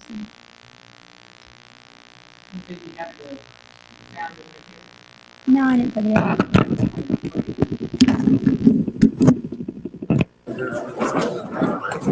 Jane, we have a situation brewing with the carbon dioxide. We had a CO2 filter problem on the lunar module. 5 filters on the LEM. Which were meant for 2 guys for a day and a half. So I told the doc. You're already up to 8 on the gauges. Anything over 15 and you get impaired judgment, blackouts, the beginnings of brain asphyxia. What about the scrubbers on the command module? They take square cartridges. The ones on the LEM are round. Tell me this isn't a government operation. This just isn't a contingency we've remotely looked at. Those CO2 levels are going to be getting toxic. Well, I suggest you gentlemen invent a way to put a square peg in a round hole. Rapidly. Okay, people, listen up. People upstairs handed us this one, and we got to come through. We got to find a way to make this fit into the hole for this, using nothing but that. Let's get it organized. Okay, let's build a filter. Better get some coffee going, too. So then there's another clip you can show that shows the finished product that they came up with, and then the astronauts building that with what they had. I thought that was a pretty cool clip. Yeah, but they would have had to gone through the steps for the reverse engineering because they would have had to disassemble probably both of them, figure out exactly how they work, how they can modify them to fit this situation. Okay, so Legos. So I took the building block duplication. I'm the mother of 2 boys, and I don't even want to know how much money we have invested in Legos in my house because I am pretty sure just in Star Wars Legos alone, it's over $1,000. I'm embarrassed to say that, but they love their Legos. And so part of this was to duplicate a toy building block so it can be used as a substitute for the real product. This is before you've ever given them a lesson on the reverse engineering. I mean, you just kind of talk about the Soviet, and then but it's before the PowerPoint is where they put it in there. So they did say to use a Duplo block, which is bigger than the regular Lego block, which made it a little bit easier. Modeling dough, rulers and or calipers, and then scrapers or sculpting tools. So do I just arrow it? Down? Okay, so, whoop, I went too far. So there's I spent some time, and you can't see it real well, but I sketched all the different views. What was that called? All the different views, the one, yeah, the one where, so I got the top view, the side view, the bottom view, and all my measurements. Here's my materials I used. Thank you to my art teaching husband who brought home the modeling dough from his classroom and the sculpting tools. Yeah, oh, you can see that. Can't see that very well. That's where I'm starting to make my first cut. I'm just going to go through these pretty quickly. Working in progress there. I just tried to take a lot of shots. There's where I got it to fit underneath here. I hadn't started working on the bottom yet. You can't see very well. That's the bottom. Comparing the real and the model, that's the top. 2 blocks, showing that it's working with 2 blocks. I can put it on top or below and that it works. Is it going? There we go. That's just my workspace again, showing it's working. Ooh, here's with 3 blocks. So I've got 1 on top and 1 on the bottom. And then let's see if I'm ready. Oh, there's another shot with it working together. Now, the cool part was I have an 8-year-old who was watching mom do this at the kitchen table, and he decided he was going to make a Lego. So he neither asked nor received any guidance from me, and I just had to click a few pictures of him. He's working on making his Lego. His did not actually work, like it didn't fit in there, but it was so cool to see him go through, how am I going to get it this long, and how am I going to do that? And it was just really fun to see that with him, so I had to include those in there. When the clay dries, it shrinks. So, and I knew that. I was telling again these kids that eat lunch. I remember I'm making a Lego tonight, and then I made my Lego. But when it dries, I'm worried it's going to shrink. Well, it shrunk considerably. That's a lot of shrinkage, and I don't know how to accommodate that. I thought it was implied in the activity. It should be a dry block when you use it, not the wet dough block. But I don't know how you accommodate for that. You'd have to find the shrinkage somewhere with that percent shrink. But a good math pull in, what's the percentage that it shrunk? Because it was originally, it was the right size, so we could do a percentage shrink. We could do that ourselves. Exactly. I think I'd probably do that for myself just for kicks now. Although I made detailed sketches and measurements, I did not use them as much as I thought I might. I just pretty much kept looking back at this and holding it up to my one. And I used them somewhat, but I did not use them as much as I thought I would. So I think that's it for me. For the Lego, yeah. And then we come to the the next step in the lesson was to do their PowerPoint about reverse engineering. It's for the same observation everybody else made. Their PowerPoints are wordy. Like that's something I talk about every time I have my students make PowerPoints, is you don't have to write full sentences and paragraphs. And so to see it in these is a little bit not what I would want, but we just talk about what engineering is. Reverse engineering then is doing the opposite process where you start with your product and try and figure out how it works and does its job. Why do people do it? Sometimes it's because the product's no longer made, especially if you're working with antiques. I know in my community, like antique tractors are a big thing. And so having to build a new piece that you can't get anywhere is a real possibility. Sometimes you just want to make them better, stuff like that. You know, updating obsolete stuff, competitive advantages. Yeah, they're very polite about the corporate espionage. But all right, then what do? You start by identifying and documenting the components, creating a representation of the system, and then recreating it in a physical form. And then based on your prediction, try and figure out how to improve it. I just go through all the steps. This is basically what they're going to be doing, even the same questions. And then finally, does your new product work? And then the documentation, like doing your engineering journal. So I did this with an object. It doesn't give you any particular directions on what kind of objects to use. They recommend like a cheap flashlight or something. I do think it would be good to do one with an electrical system, but I mean, you'd have to be careful with that they're not getting exposed to things. You know, you don't want to try to take apart batteries or anything crazy like that.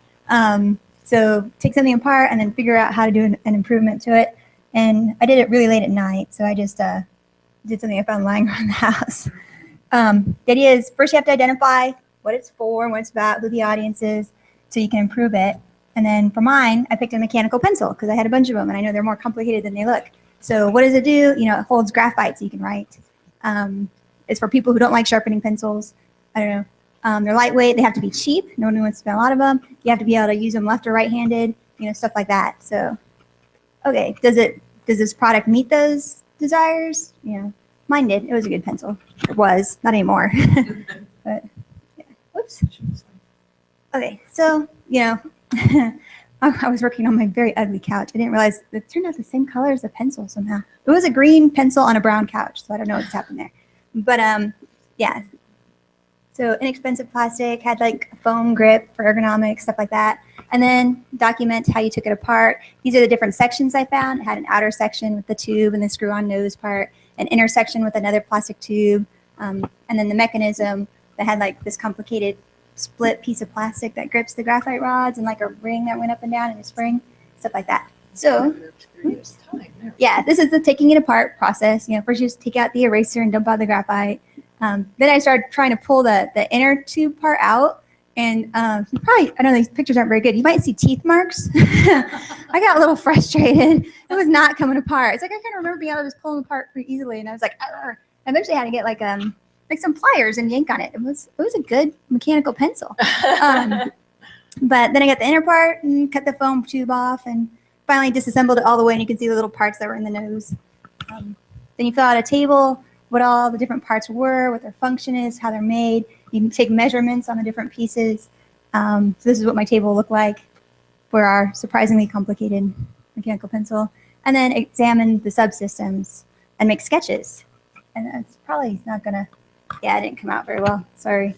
But I just sketched the different little pieces on graph paper and wrote measurements and stuff on what they were. It's easier to look over here where there's less lighting on this one. Yeah. Yeah, you can see the outer sheath and the inner sheath, and I'm not a very good artist. Yeah. Okay, and then you're supposed to reassemble this, and I was not able to reassemble my pencil. Like, I'm not quite sure where the spring came from, because it just kind of popped out before I was like able to observe it in place.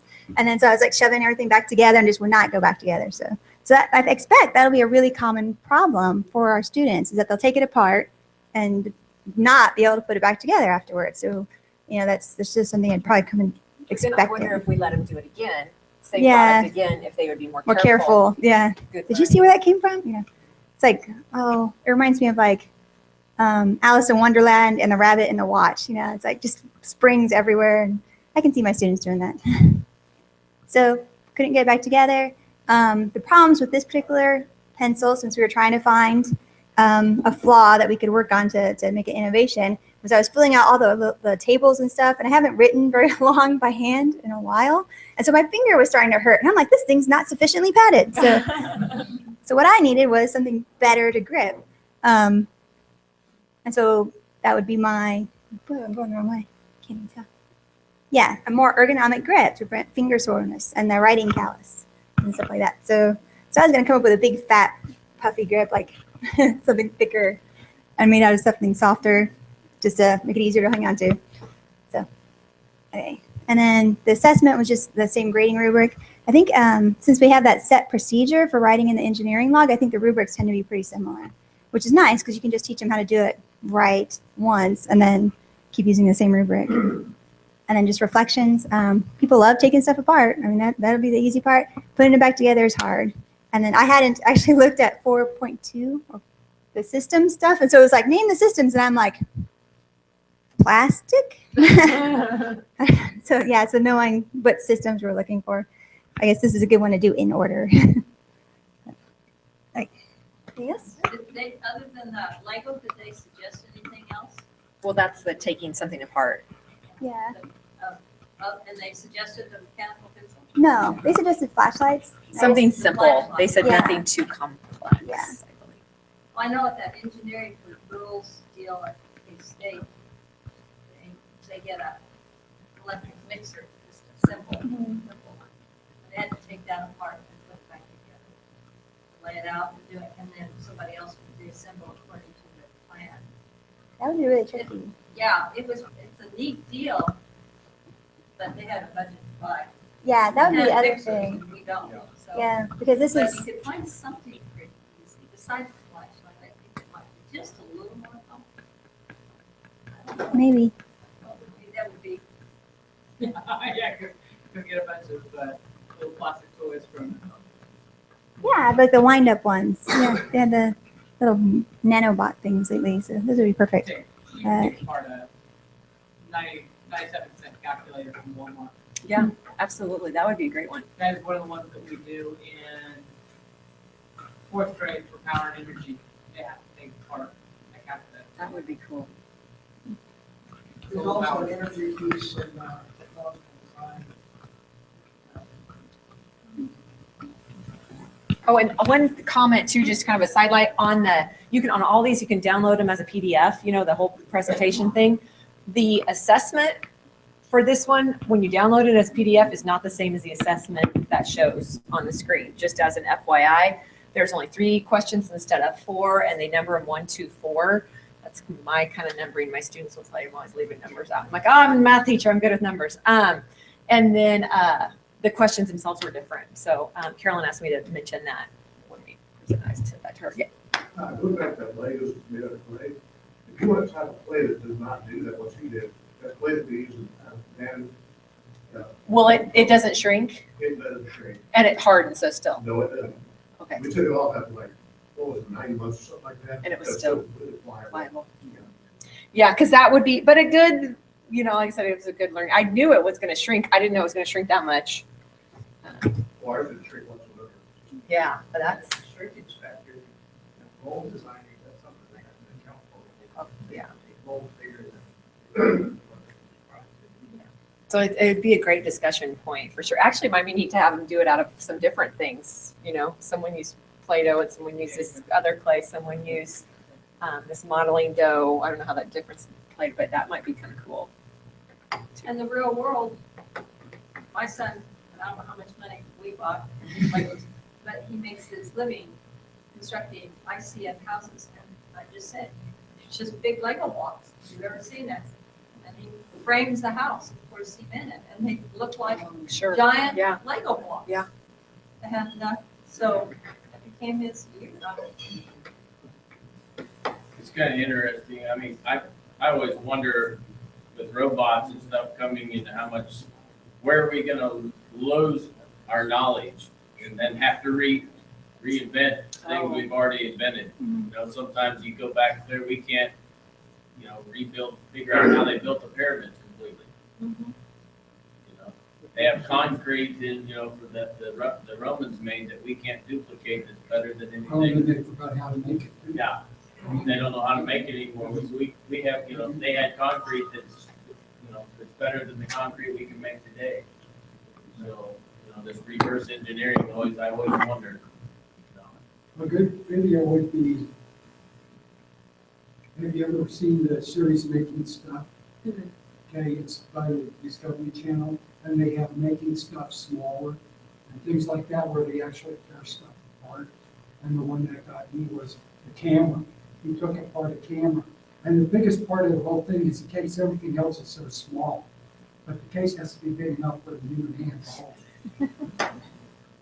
But everything else is tiny. They couldn't believe all the airspace. You make a taser out of it. Yeah. Learning all sorts of fun things today. Well, I thought it was going to be the Legos were it's already reverse engineered from a different block. Is that right? There it is. Yeah, there's a picture of the first Legos and the toys that they copied. First Legos on the right. They're called kitty blocks. Oh. Kitty blocks. Well, now it's the duplex. The duplex company. So that it's actually a different size.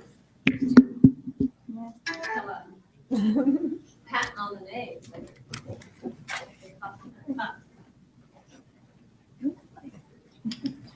Good job. Does he wants his broken? You can keep that. I'll get back to the door. All right, so that leaves us to Dawn, Unit 4, Lesson 4.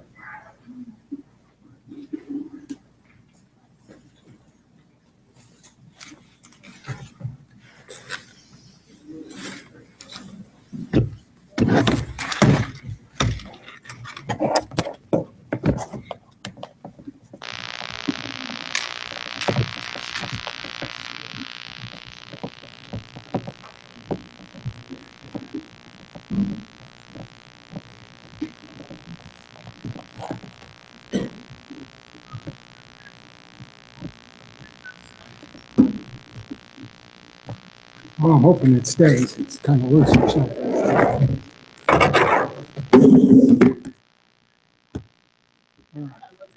How about that? It works. Okay, I'm going to give you something. Most of the time, these don't show applications, in real life. So what I did, mine's on troubleshooting, and troubleshooting uses time for a lot of things. So I'm going to give you a copy of one that we actually use in robotics. This is the direct system. I'll give you guys. I'll give some people. Do you want me to make some copies? Well, we'll see. I've got, if I don't, I'll just get it down covered. Give the people, other people say.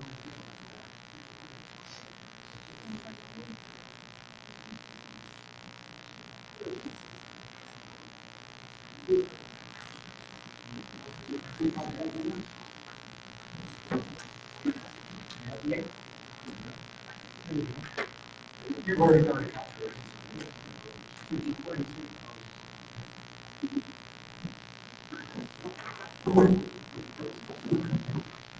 So, I'm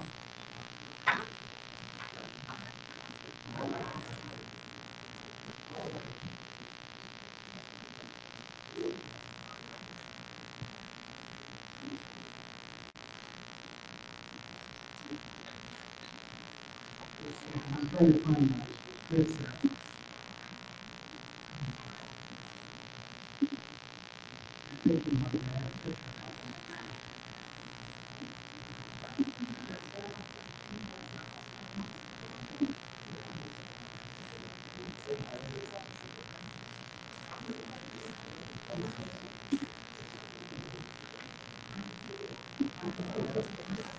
There's actual copies I can have. What I say. Right. I don't know if this will work. I might make something blow up, but that's part of troubleshooting. Unit 4 is just troubleshooting, and it's electric circuits, and I'll talk about some of the things I see that could be improved in it. Prior knowledge, we have Unit 1, unless in this group of topics is it's a Rube Goldberg system, and it pushes a lot on systems in this. And Unit 3 is reverse engineering, and then it's not covered in here, but they go into space exploration, so you're really using systems in there also. The electric circuits we cover are basic components. They have a power source with battery, resistors, potentiometers, and capacitors. Those are things that control the current. Then they have the switches, LEDs, and LEDs, I'll talk about what they're used for a little while here later. We have electromagnets, and they use speakers for that. And then some of the extra things that I didn't think were necessary in here, unless you have a lot of time. This thing is scheduled for 6 hours, but there's so many little experiments. And it depends on how far you want to go and how many things you want damaged. Because transistors and silicon control rectifiers are very sensitive, and you've got to watch them closely. because if the kids hook them backwards or move the emitter and the base, you can pop them just that quick. So you'll learn how to smell smoke. The labs are designed to investigate according to depth you want. You can pick and choose any ones you want. The basic ones like resistors, capacitors, potentiometers, diodes, and switches can be done within a lot of other basic stuff. So you don't actually need this kit they have, but I'll talk about the kit here a little later. The lights are used to indicate they act as a load, something using up power, and they're a current indicator. When they're dim, there's not as much current going through. When they're bright, there's more current going through. And then they also cover parallel and series circuits, which is the way you hook things up in your house versus in a piece of equipment. And then the battery is a 9-volt. The in-depth circuits like transistors, they can control current, and the oscillators, they have one on oscillators. I don't think the students at that age are really ready for it. It's, first of all, they don't really explain how transistors work and what causes an oscillator. And you'd have to spend some extra time in there for them to understand that circuit.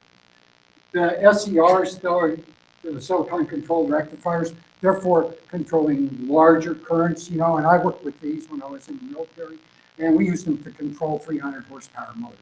That's applied the current to the motor. So they're heavy duty. It depends on how much you're willing to pay for them.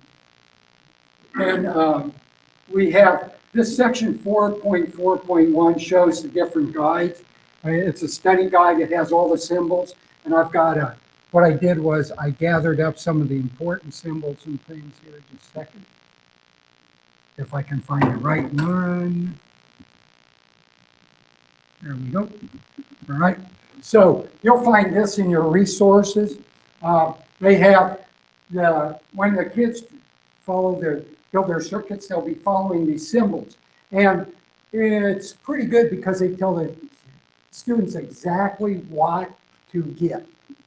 And I had a little discussion with somebody about what's all these colors dealing with resistors. And resistors come in different sizes. And this is really good for kids in the basic math skills because it covers powers of 10. So instead of printing all the numbers, they use colors like black represents a 0, brown a 1, red a 2, and so on down the line.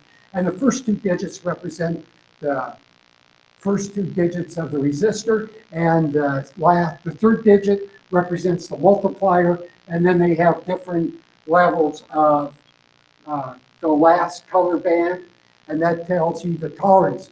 And when I do this with kids, I actually have them go through, and I have them actually measure if that transistor is in tolerance, because the first 3 digits tell you what it's supposed to be. The last digit tells it plus or minus so many percent of what it has to be. And then if you add an extra band to that, and I'll talk about that with certain classes, and that will drop it down, and you'll get within 0.5%. You can actually buy resistors with that good of a tolerance. So this is a good thing to start students looking at, just to understand how circuits are set up. You've got the symbols and you've got the information there. Every transistor has its own number with its own specific type of behavior.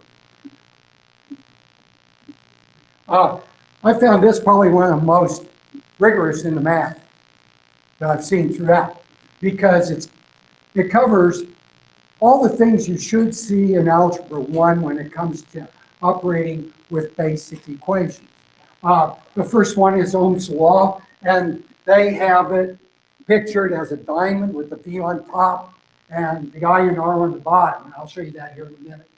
And I teach my kids that too, and all they have to do is to find the one they're looking for, cover it up, and that gives you the rest of the equation. But they can't remember the equation, so I just tell them to remember verb. And it's easier. So you can see it in a triangle or in a word.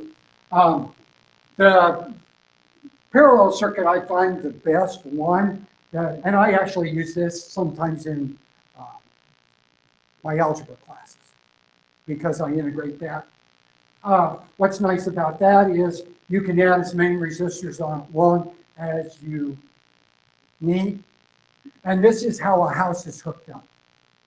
All houses are hooked up in parallel. So when you plug in, and we go through that, we'll hook stuff up in series and in parallel. And this lesson doesn't really talk about that, and I think it should. That's one of the weaknesses. It really doesn't tell you some of the characteristics of the circuits. More in-depth labs will require voltmeters and amp meters. I didn't bring an amp meter, but I brought a multimeter that can serve as those.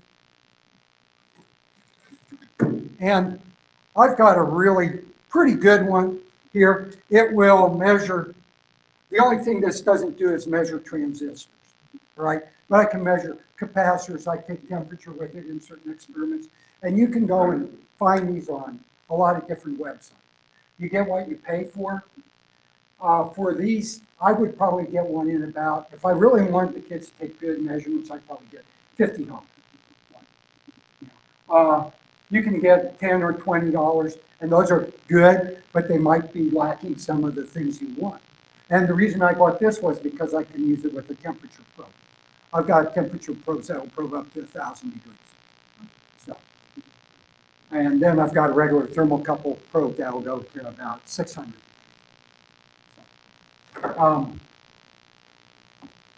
But anything that the science department has, feel free to go out and grab it.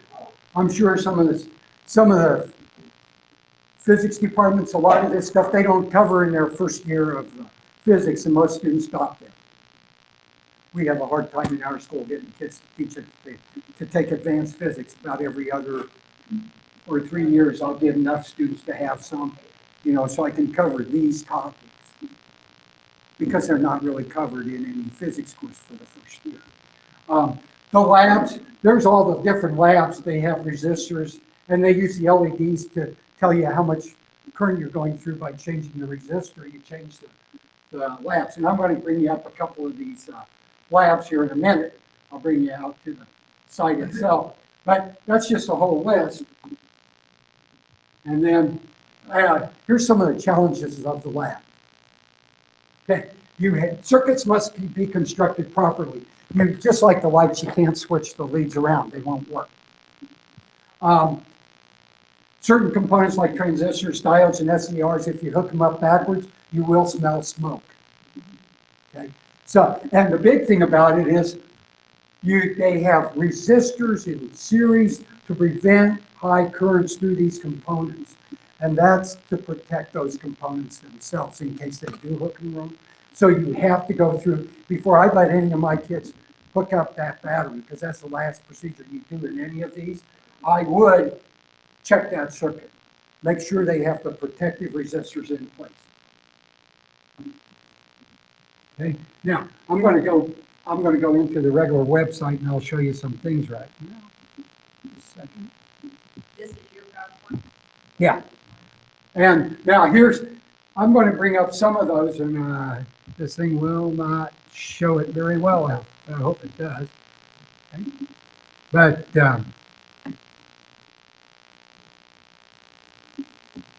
the evaluation here is kind of interesting because they're supposed to construct a troubleshooting chart, and I'll get to that a little later. And what you're doing is you're having them. What if something goes wrong with the product? That's the whole thing. And this whole unit is on systems. And what comprises a system? And what do you want to check in the system to check to see if it works? So it's basically you break something, you have to figure out how to fix it. And then they have to write the instructions to somebody that's never had the system before. And that's what the handout I gave to you, this is the one we give to the students at the beginning, because by the end of the year, things run down. And I'm sorry you can't see it very well, but things run down, and it's just, if you see the lights do this response, you have to do this. If that's not it, you check something in. All right? And it's a whole, just a roadmap.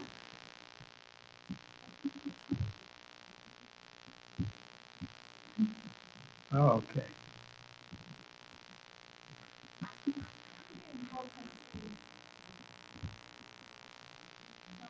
What? It's in what?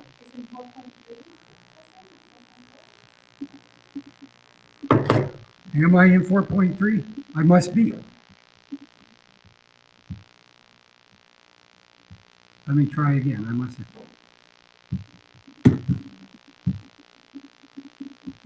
There we go. There, that's better. Now I recognize it. Ah, I should have a whole list somewhere. Let's say you were in 2-4. Am I in 3? No, you're 2-4. Let me try back again. 3. Go down, go down. There we go.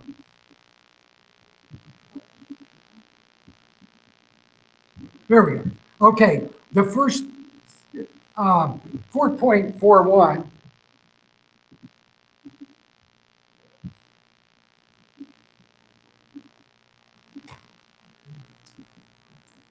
Try that again.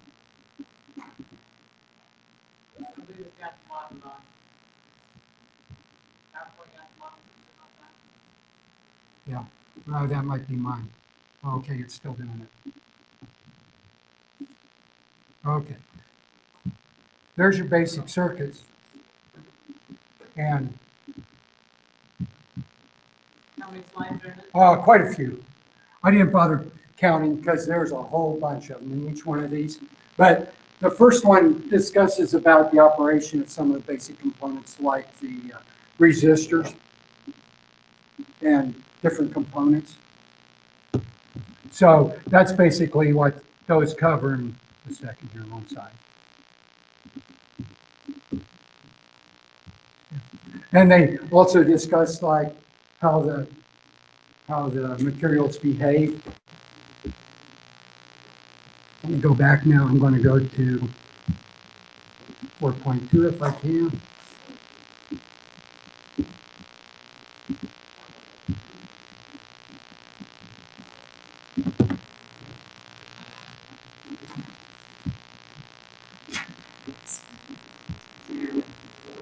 There we go. Okay, and this is the one on resistors. Here's the chart that I showed you before. And it's pretty good. Later on in the bottom, okay, they have you do a few things. Here's the electrical setup that you'll do. And what happens is you have what's called a breadboard, and they show you the parts, and you hook up the resistors. And you have to be careful about the cathode. That's a shorter part of the LED. And the anode, you notice how it's hooked up to the positive side and the negative side. So it'll work. So you have to make sure you hooked it up correctly. And then they'll do what they do on this one is they change the resistors to see the change in the light intensity. So they actually observe a higher resistor gives a dimmer light.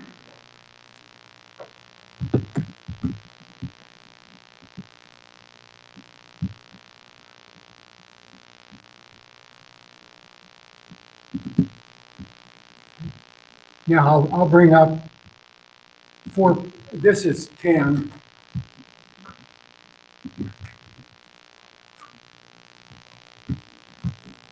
And these are resistors. And you can see the circuit gets a little more complicated. Well, to discuss the properties of transistors. And they have a good schematic there because it shows you the different parts. I wish it'd cover a little more time in how to identify those parts. Very good because it's very specific about the base collector and emitter. To tell what a transistor does, it's like an amplifier. You use the current going through the base to control what actually goes through the entire circuit. So it's a small current, large output.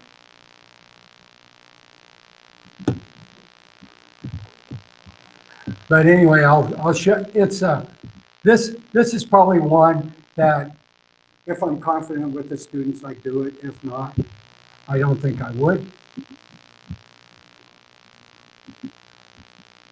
And then I'll show you the oscillator.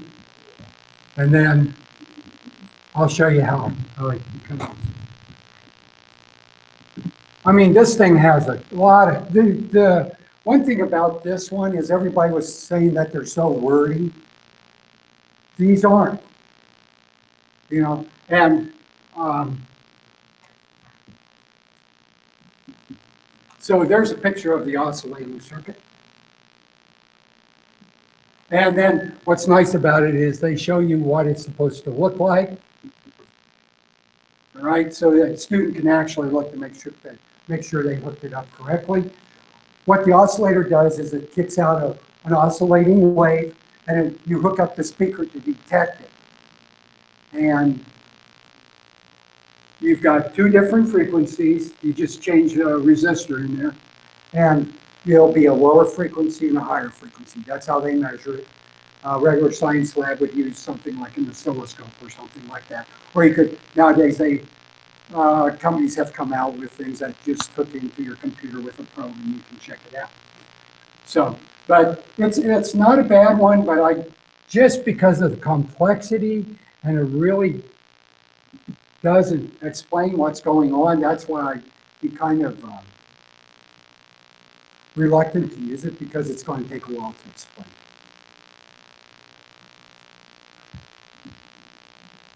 Now, there's not a lot of steps. Whoop, wrong side again. Let me go back here. What I like about this one, though, is at the bottom, they ask that question right there. What did you learn? Every one of them asks what you learned. So it's a good way to enter it in your journal. And it has right in complete sentences, right, what you learned about an oscillator. So this is a very good system, I think. Now I looked at it, and you can, let me go back to my old PowerPoint here.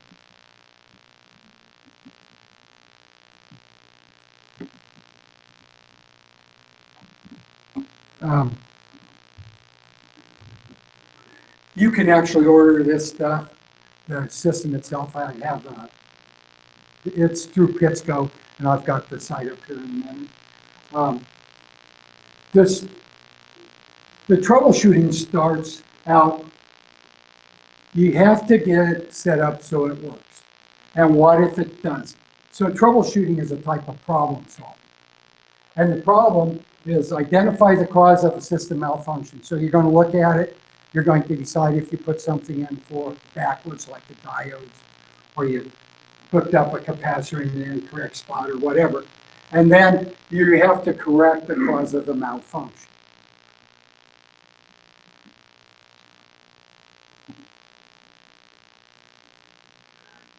When we look at communication for troubleshooting, we tend to either look at it in manuals, and they have a list of problems, and then they have the solution written beside.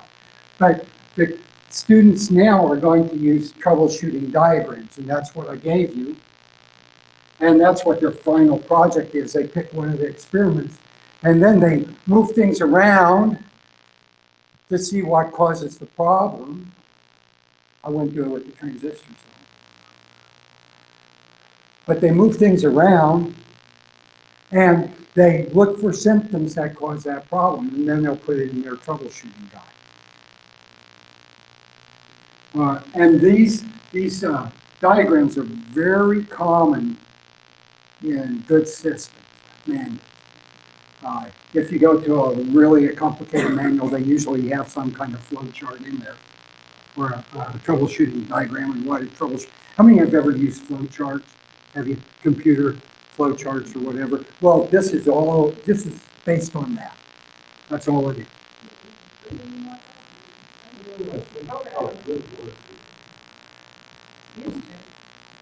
That's, yeah, you know, and like the VEX actually, the robotics actually, I do with that, but it breaks it down a little better, and a little differently. Say what? They don't do flow charts, but they build pods now. Yeah. See, it's modular, top-down structure and all that. But I still try to get them to do flow charts, yeah. But, you know, I still like flow charts because that organizes everybody's thought. Okay, now, there are some good sources for flow charting, and I'll bring up one of these. You can actually draw flow charts in Word, and there's a flow chart you can develop on PowerPoint. If you go to insert, they have the symbols there in both Word and in PowerPoint. You know, if you go to insertion, go to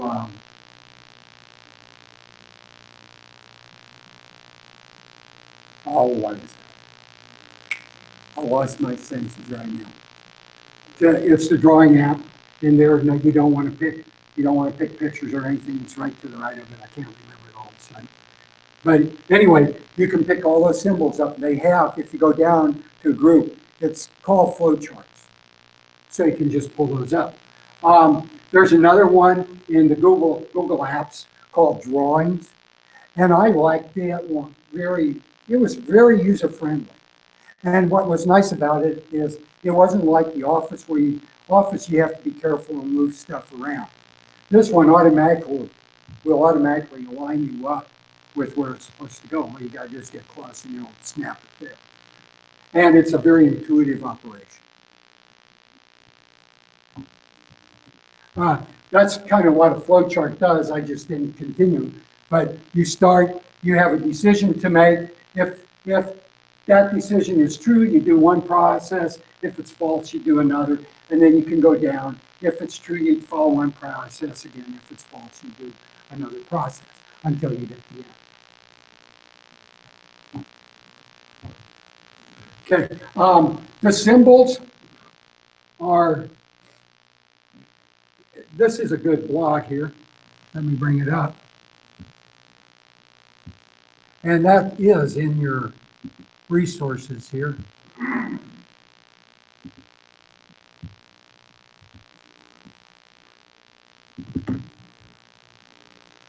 And what I like about this is it discusses it so you don't have to. And this is in Creately. And the thing is, you have to pay for this to use it, but the instructions you don't need to, so it goes through it very well. Like I said, you can do the flow charting in either Office, PowerPoint, or in Drawing. But it gives you the history and the symbols. If we go down a little farther here, I'll bring you to, there it talks about the symbols, so the kids have something to reference to and what each one of the symbols represent. Now, there are a couple missing that are covered in the regular flow chart lesson, and one of them is the input. That's a little different. That's inverted trapezoid, and they don't have that here. But and then they talk about how to draw a flow chart. But the thing is, they want you to use their software.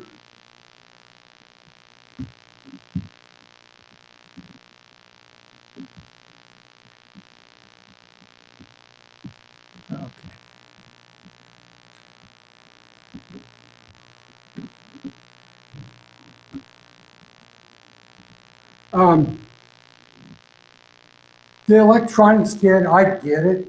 You can do about the first 5 experiments, I think, with just a multimeter. And I'll show you what I could do with it. I'll bring the box up, but it's nothing that probably somebody doesn't have in school.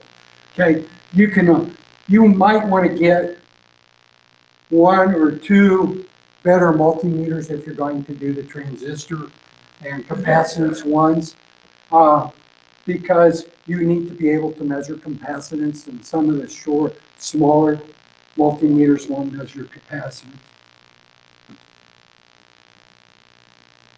And the kit requires 9 volts, but if you use lights and D cells, you only need 1 battery, and I'll show you how to set that up.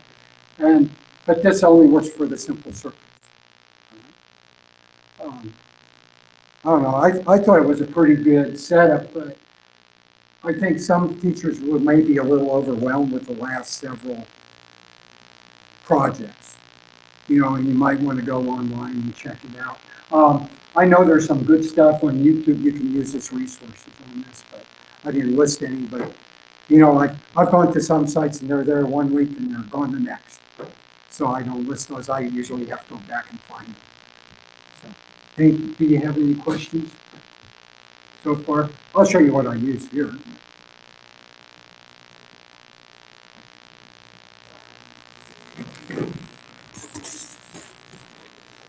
Actually, I bought this stuff from Hillsborough School District at their auction. So, but really all you need to do about the first 5 or so is a battery with a cheap light switch or something like that. And then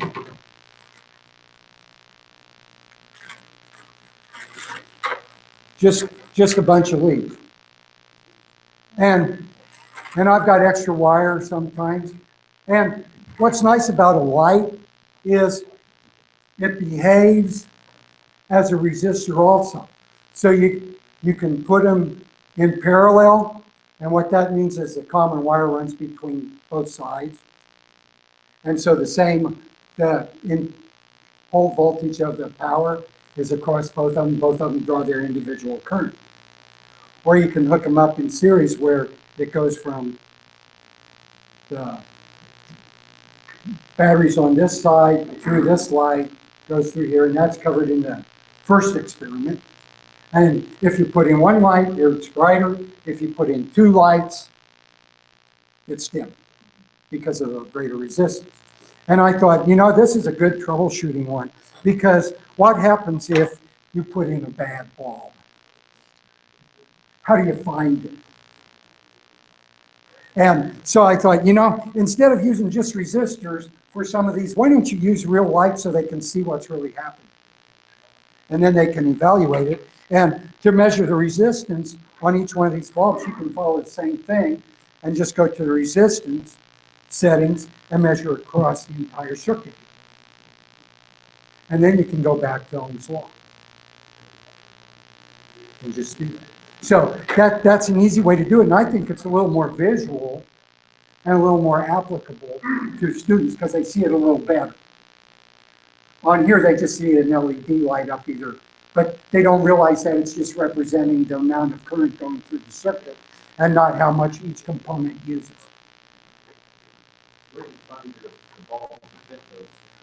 You can actually still order. Yeah. Don't ask me where though. I'm hanging on to these like they were gold. But I think you can still get them out of lab. But you know, you can get the plug-in sockets or whatever.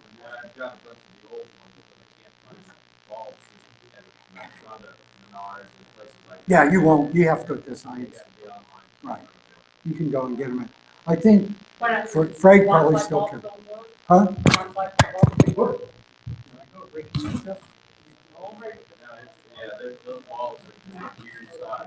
Yeah.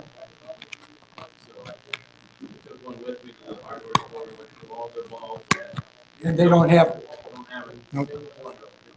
That's right. Are you supposed to go to the Halstead's old hardware store that they have everything? They might. Well, we might try. But I know I've seen them online. I mean, yeah. My husband loves to shop in there. They've got everything. No, it wouldn't surprise me because those are old enough. But I can't find them Yeah. at any of these big stores. Yeah. You know, and you know, I was surprised Walmart does carry good ohm meters. And they also carry the cheap ones. But you have to be there at the right time, I think, to buy a good one. Because I bought one at Walmart that has a transistor tester. So I can check transistors. Oh, I've got a cheap one just to test batteries and a bunch of stuff, and I haven't got it at that, oh, what's that? When she's got all this stuff. Oh, you get the wire for it. Radio Shack? No, Oh, Harbor Freight, Harbor Freight. right. Lot And a lot of times times those are good. Yeah. What I. Yeah. Another place I've gotten them, Harbor Freight. yeah, another place I've gotten them is from the NEED network, need.org. And that's that's a government organization, and they discuss a lot of energy and power systems. But they have complete student kits there. So you can use that as another resource for part. Okay. I don't know what else to tell you. I think I'm done. But that's their final, is just building a flow chart and a troubleshooting diagram. And then like, Donna had indicated, at the end of the unit, there is a whole space exploration unit. Clearly, you want to tell them anything about that unit? I mean, it's pretty, there's pieces there and here and there, but, I mean, I think it's one of those things where you just kind of go in and poke around and not saying that what this is going, that the things that they added to it, like some Okay. Hopefully going through these units, you guys have a better understanding of what's in there. You're starting to get a grasp for maybe where you would pick and choose to put things that would work better. Maybe for what you've already taught to things you think will just work better because you can explain them that way. And sometimes that's the way it works when we're teachers, that we can explain something better in the process. I thought he made a good comment when we were back here talking about pulling a unit, I think 3, and going over it first. You know, we talked about would it be communication that we do first, would we do systems first, would we do core technologies? And the problem that we have sometimes as teachers, we may be rearranging them different, and we have all these different components coming in, but going back and tying them together is what we forget to do. Remember when we talked about this applies now and making those connections for students? Because you may have already thought about them, but you're not making the ties for the students. And that's a critical part of teaching, is to make sure they have those connects. Sharon, did you want to share that real quick before we? Oh, yeah. I'm sorry. Because I didn't sign up, but I was determined that last time. And my kids were excited that I would try to do it.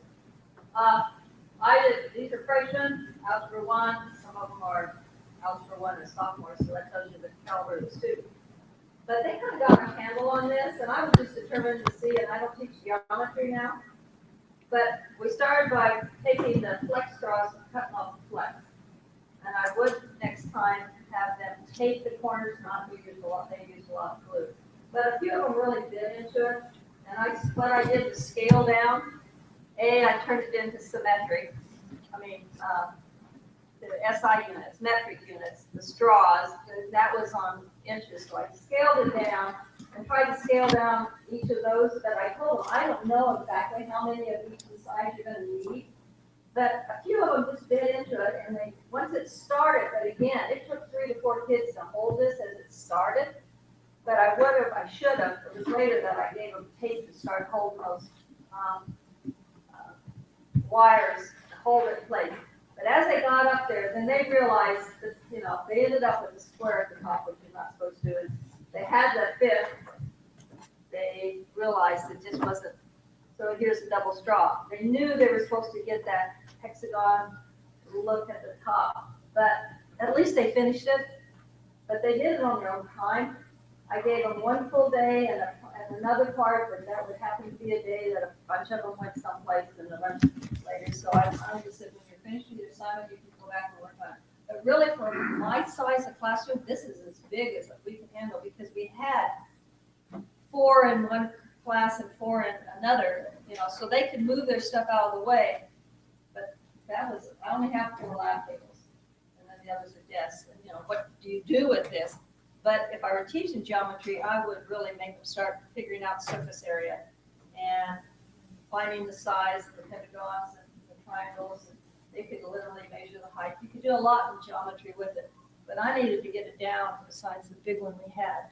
And since Kinsley has built a dome for their gym and that, it kind of fit to them. But they knew it wasn't supposed to come out like a point at the top. They knew it was supposed to be. There's a website on making them, and I tried to get the measurements, but basically it was making those paper ones that you cut out the shapes and you fold and put them together. It wasn't with the straws.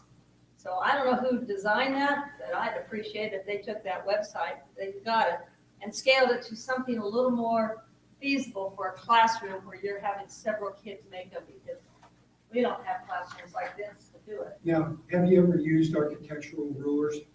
No. Okay, what those do is you'll change the scale. So when, you know, you might have 1 inch represents 4 foot. Well, what they've done is scale down the units. So you just look at that and you might want to use those as your measuring devices. Well, I took the longest straw we could get on the cheap flex straws and put that as the longest one we started on in the book, on the lesson. And I took that percent down, and I just did that kind of percent down for each of the size of straws that they were going to need. But I think after a while, they ended up to be too much the same length up here. But they were proud that they finished it. The others were kind of halfway up. And, you know, they're kids, and it was on their own time, and it was really, but they fit into it. They were engaged. Yeah, they were, and they wanted, can we finish at the end of the hour? And one group stayed after school because they were determined to get that to the top. There was more than one of them that stayed after school, so Yeah, it was 4 of them, reinforcing that teamwork. group stayed because they wanted, Problem-solving teamwork. one had to leave just a little bit early to catch the bus. So, but I thought, I would do that in the geometry class, if I got that scale right. And you could handle it in the classroom, not the big ones that we had. But it did take several kids to hold it. That start is hard. They did use a lot of glue too, but it was done. They were happy that I was bringing it to show. So I did. Very good. Thank you for doing that. So hopefully this is the start of something big within your schools and a lot of cross collaboration, team teaching, whatever you want to call it, blended learning.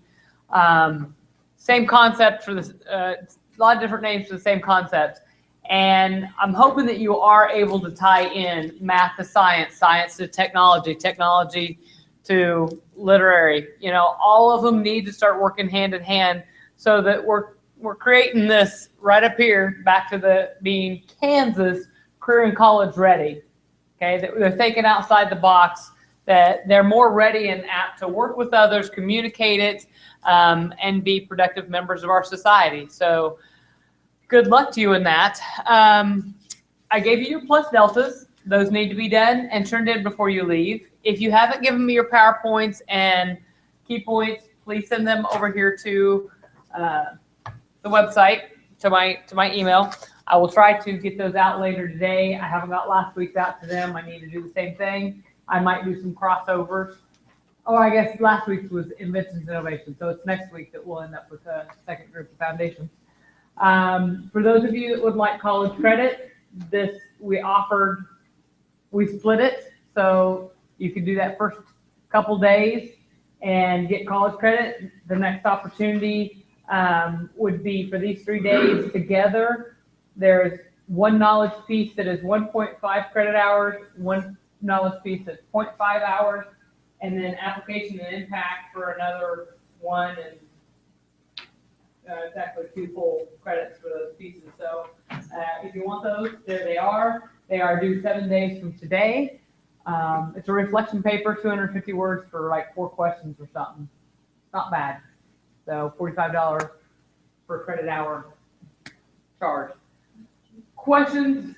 Any more for the good of the cause? Comments to anybody? If not, clearly come on up. You're repeating this whole process the second semester? Yes. We've already started it. I haven't got the dates memorized, but we start February.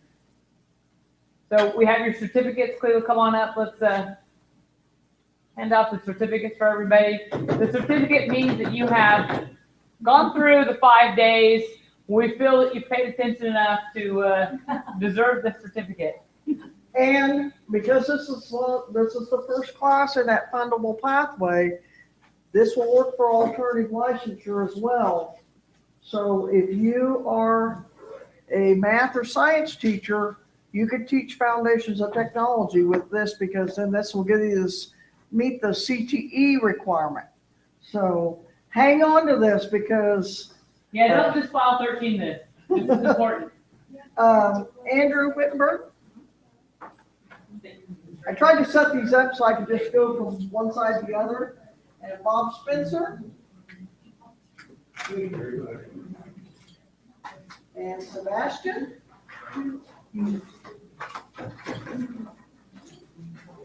Sarah Crable. And Donna O'Neill. Sarah McDonald, thanks for that. Thank you. Extra project you did. Joshua Wilson.